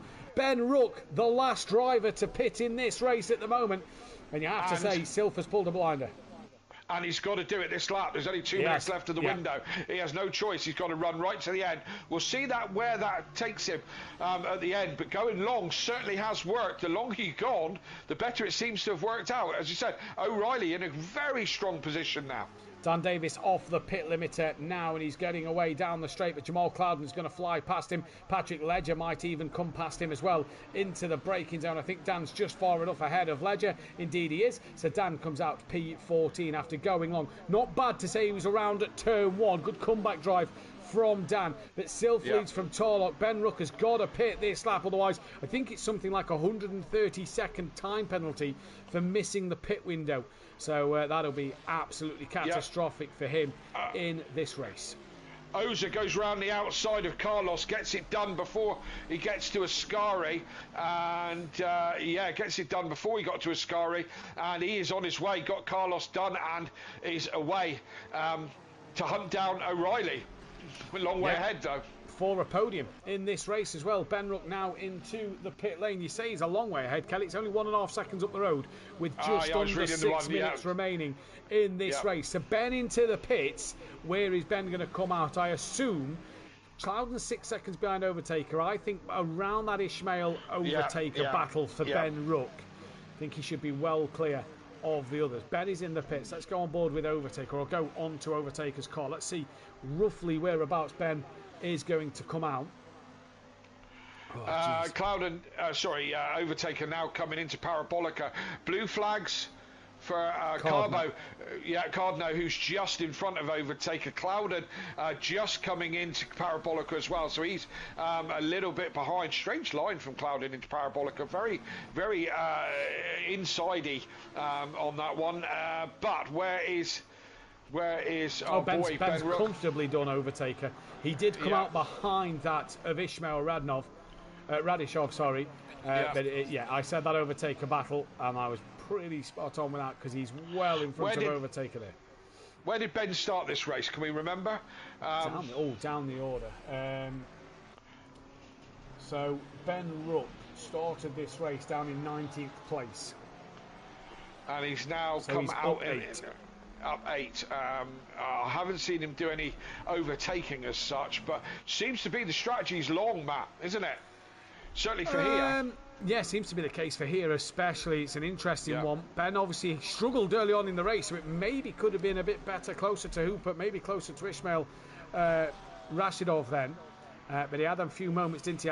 He had a poor early stint in this race, let's be honest. Ben, he struggled with that Lamborghini. Right, Jamal Cloudon's got Dan Davis behind him, with Patrick Ledger sticking with Dan. I'm going to suggest that I don't think Dan's going to get higher than 40, barring an incident for people in front, because I think Dan still learning that pedal. I think Cloudon may be a little bit too quick for Dan in this one at the moment, and that is purely just down to the fact that Danny's learned, lost 3/10 in the middle sector. So we'll see what happens here in this race. But P14, considering he was dead last, 35th at the beginning of this race, not a bad comeback. Not bad at all for a man who's learning, so that's great. The big news here is the MSA boys are out in front. They've checked out good 15 seconds. I haven't got the graphic right at the moment. Oh, but I just realised as well, sorry Kelly, we've lost Heo and we've lost Maya. It's very difficult to keep an eye on everything, isn't it, with 35 cars on track, or whatever it was. The big news at the moment is Oza is on the back of O'Reilly. This is the last fight for the podium position. I think this one's going to be the best fight towards the end of the race, because we've only got 3 minutes left. MSA have checked out up front, so it's O'Reilly versus Oza. O'Reilly goes deep. Oza had a moment just a minute ago, so they're trading mistakes at the moment. And who's going to come out in front? Oza certainly looks like he's got the legs on O'Reilly, but can O'Reilly keep him back there? O'Reilly is no mug, that's for sure, and he knows what he's doing. As he bounces into Ascari, goes very sideways, gives Oza a good run on the exit, but that Honda just pulling away. Oh my God, that's obviously got the upgraded grass catcher on the back of that one, because just pulling away as Oza pulls him back in, has a look down the inside of Ascari. Wouldn't have thought you were going to get it done there, to be honest. Good traction from O'Reilly as he runs to the outside of Ascari. That's the normal way to do it. You come in, you pick up the apex reasonably early, and then on the power all the way down the straight. But it's Oza in the slipstream in the McLaren. I don't think the McLaren has got the ultimate straight line speed. He's having a look at the inside. O'Reilly's got it covered off, and he moves. He stays in the braking zone. Late on the brakes for Oza. Goes very deep into the chicane. He's got it done. That's a great move. He has got it done. O'Reilly defended the inside, made the outside open, said if you want it, you're going to have to go around the outside, and Oza said, go on then, I'll have that. Yeah, pass of the day there from Oza. That was incredible from him. O'Reilly trying to go around the long way of the Curva Grande. Oza then defends that inside line from that chicane, just goes onto the grass a little bit. Does Oza, is O'Reilly going to try and do what Oza did to him? No, he can't, because Oza manages to cover that one off. And Oza run out the second chicane, gets it all wrong through the second chicane, and O'Reilly comes through to reclaim third place. So Oza got to do it again. Silf, there will be one more lap left in this race. Yeah, Oza messed that up all by himself. Nothing to do with O'Reilly. No. He got all wiggly. I was going to say that Honda has got like a mid-range kind of boost to it, hasn't it, or a mid-range power band.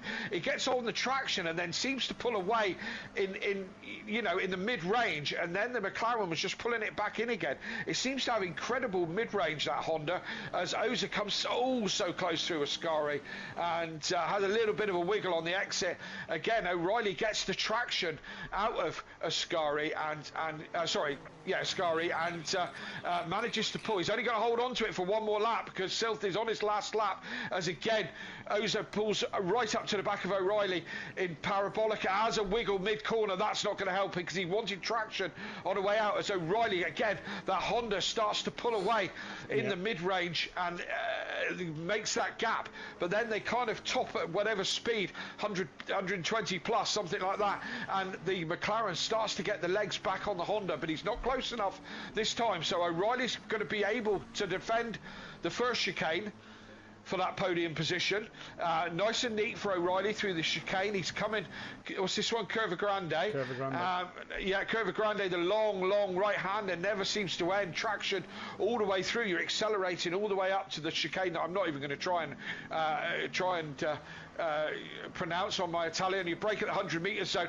Oza brakes later, pulls right up to the back of O'Reilly. O'Reilly gets it neat and tidy, just wobbles the sausage curve a bit. Oza again struggle on traction as he pulls out of that chicane and loses time to O'Reilly. We better not miss the end, Matt. We said we wouldn't do that these days. Well, I'm keeping an eye on the track map there, in a Ascari chicane already. There's also Williams in the background with Carlos. Is a fight for the final 5th place as well, with Erkin Koglu on the back of them. So we will keep our eyes on Silf. There's 2 cars slow in front. That is the 7 and the 8. That is John Gooday and I believe Ledger. John Gooday just pulling onto the grass a little bit there, but Silf comes into the Parabolica. It's been a great start to his day. He took his first ever pole position. He's now going to take his first win of the season. Not the best of race ones, but a solid race too for Silf in this race. Defending champion wins at Monza. O'Reilly trying to hang on for this 3rd place as Oza goes to the outside line. Has O'Reilly got enough done here? Holds it tight. He's got traction. Forces Oza to the outside. Oza has a bit of a snap. That'll be game over. O'Reilly's going to take 3rd place. Oza will have to settle for P4. What an absolutely fantastic fight. Williams got past that of Carlos at the very end. P5. Williams from Carlos from Erkin Koglu. Great result. De Bont Pient, good stuff from De Bont in this race. Not a bad drive from him. Hoopert's going to come across. Qualifying ban, back of the grid, all the way up to P9. Heck of a drive that from Hooper. Ismail Radanov, Pete rounding out the top 10. Good stuff from him. Ben Ruck, race 1 winner, is going to come across for that P11. Good drive from him from 18th on the grid. Overtaker. Looks like he's going to come home for P12. Not a bad night for himself. Jamal Clouden looks like he's going to take that 13th place. Not as good a race 2 as it was race 1. And Dan Davis will hang on in there over that of Patrick Ledger for 14th and 15th. Kalsef then next towards the line, 16th place. Then it's Will Friedman. Then it will be Cairns before Ian McGowan. And then that of Matt Wright, P20. Not the night for the SimPlay Racing boys. Tobias Offer, P21. Hibbs will be 22nd, with then that of Goudet, Snye, Skunky, Matthews and Van Zyl rounding out the top set of drivers. I'm going to take a quick screenshot then of the final race results so that to make sure that I can input them correctly while we head over into the Discord chat. Now, Dan says there was a way that you could do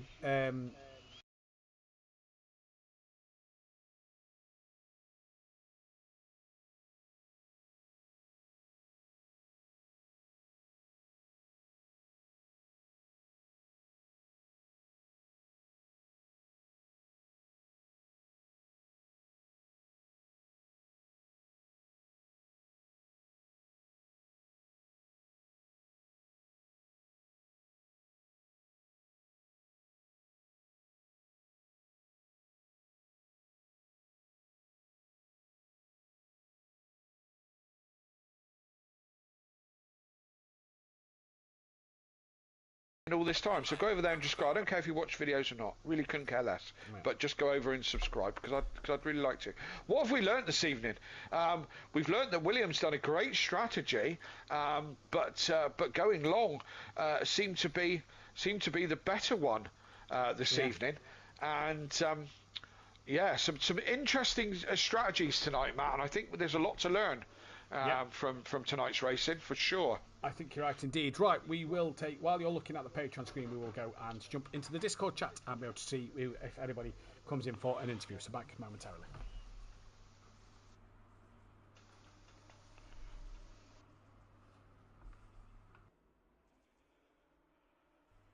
You join us now in the commentary box for the final interviews of the day and what has been a fantastic race. Kelly, are you there?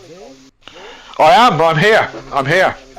It's been an absolutely fantastic night of racing. It's really been an interesting Monza. Pretty clean, to be fair. Pretty clean for this one tonight. But what a great one. Just sum it up and give us your driver of the day. Oh God, yeah, driver of the day. Sum it up. Well, didn't disappoint. As I said, these guys know this track very well. I think there was some great racing tonight. The race level was better than last week. Some patient racing, some respectful racing. I think that was very much this evening, which is great to see because I always advocate for us trying to race as professionally as possible. So some great racing this evening. My driver of the day, it's the first time I've seen Oza. If he's done any of the other stuff before, I think that was a great debut. He looked racy, he looked quick. So I mean, there was some great driving tonight, and the level of drivers is just mad. MSA back out in front, but for me, my driver of the day is going to be Oza.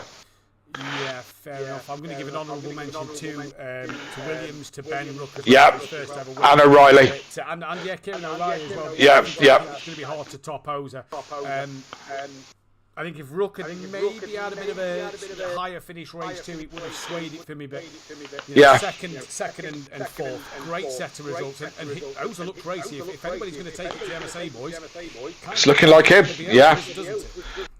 Absolutely, yeah, I totally agree. I think it could be. I mean, he's as I said, I haven't seen him before.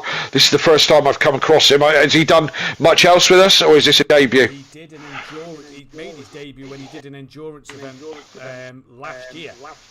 Right. Over the 4-hour event. It's hard to tell, and obviously he wasn't in the car for the full thing. So his first event solo. And his first sort of sprint and feature with being chucked in straight into the reverse grid as well at Monza. So I think he's done pretty well. Yeah, maybe he could be bringing this too, but I'm also, as I said, I think Williams, as you said, had a great race this evening, and an interesting strategy. He must have taken those tyres for such a long way. Be interested to see how he goes on through the rest of the season. Been a very quick man in that Mercedes, but it's not going to suit every track, that one. No, it's not going to suit every track. And I suppose, Kelly, the interesting topic was that spin at turn 1 of the back markers. Williams caught out in that one. Would he have hung on to P3? I think Oza looked pretty racy with him, but it would have been a lot tighter with O'Reilly, Oza and Williams for sure at the end. Yeah, definitely. I mean, that's the way things go.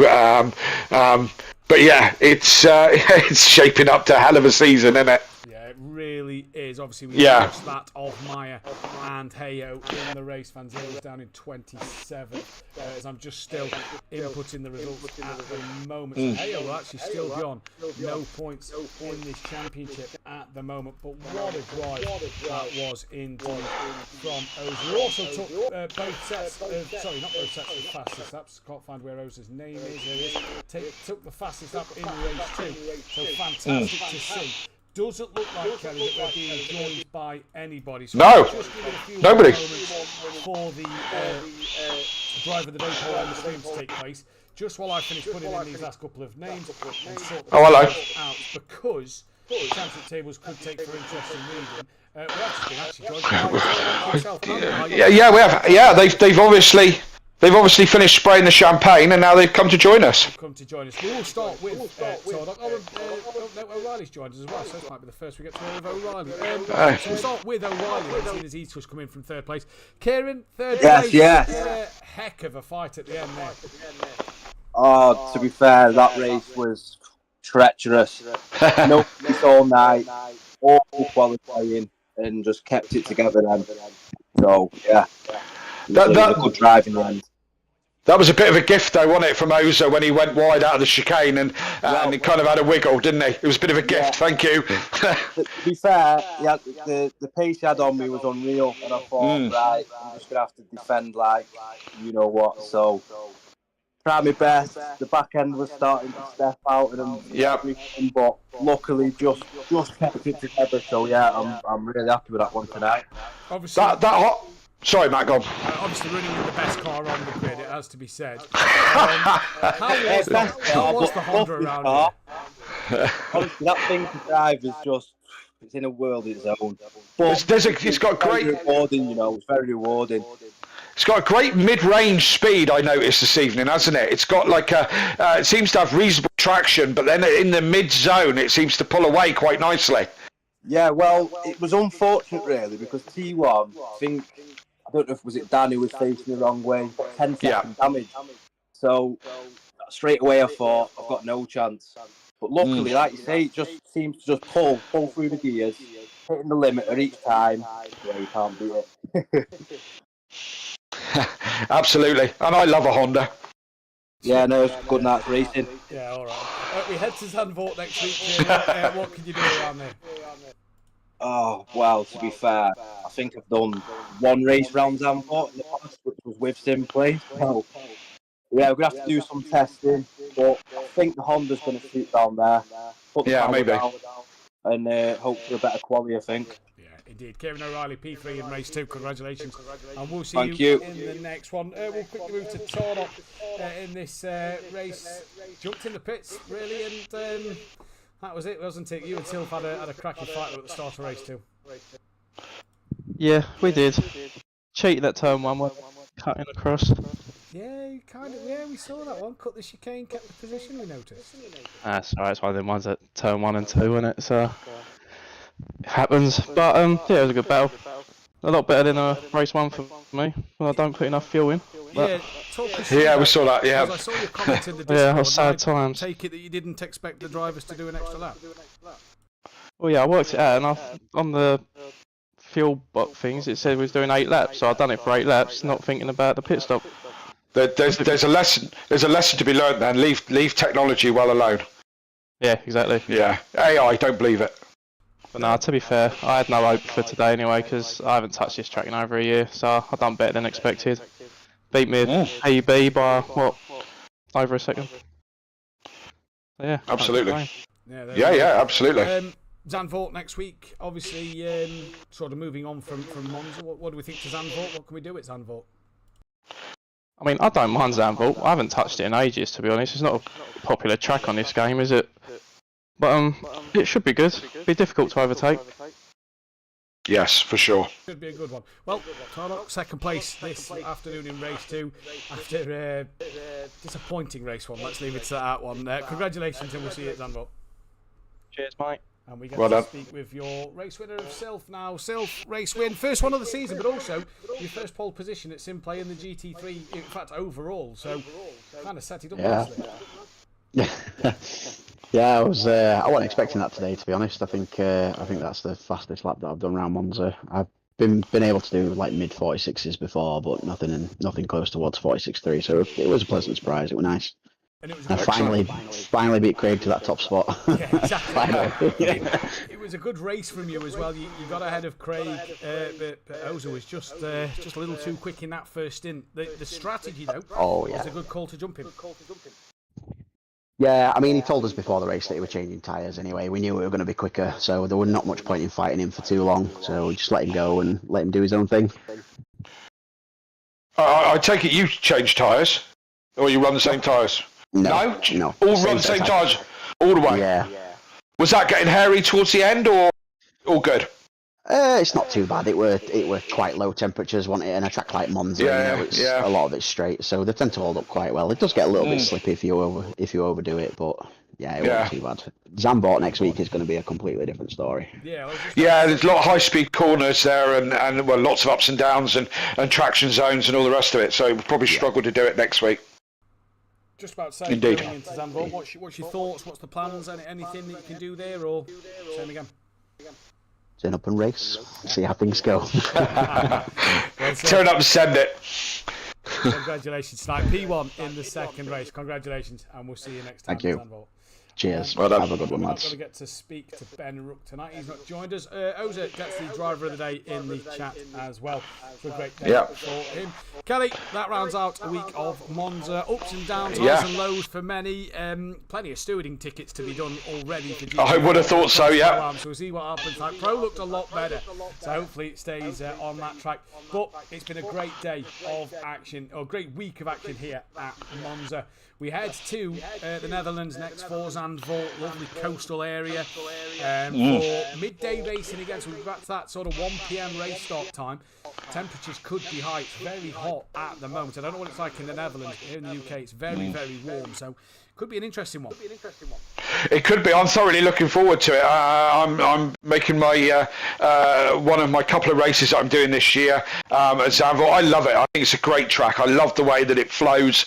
As Craig just said, it's not that popular on here with a lot of the drivers, so I think there'll be a lot of the drivers sweating it this week to try and learn it very quickly. But as I said, I'm thoroughly looking forward to it. I think it's a great track and not easy to overtake, but it's going to be a lot of cars in a very small. It's going to be a lot of incidents, and I mean Monza has given us a great race, but I think that's going to be the way of the season with so many good drivers and so many numbers. It's just every round's going to be electric. Yeah, it is indeed. Thank you once again to all of the patrons: Benny, Ben, Rob Randall, Graham Sutcliffe, Luke Saunders, Andrew Taylor, Jamal Cloud and Matt Wright, Steve Millington, Mirko Ritchie, Dimitri Sny, Yoshi Harris, Thomas Cardno, Starlog and Ian Best as well, who I think complained the other day that his name's still not on that SimPlay list. So Dan sorted it. It is now. It is there now.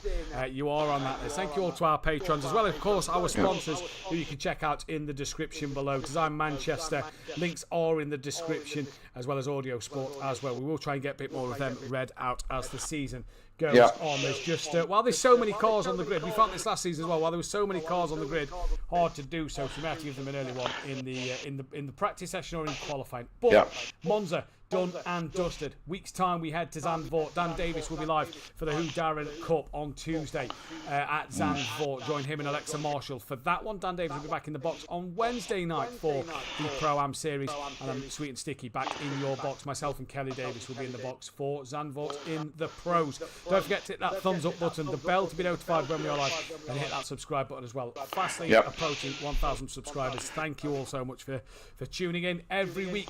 We'll see you next time. Goodbye. Yep. Good night.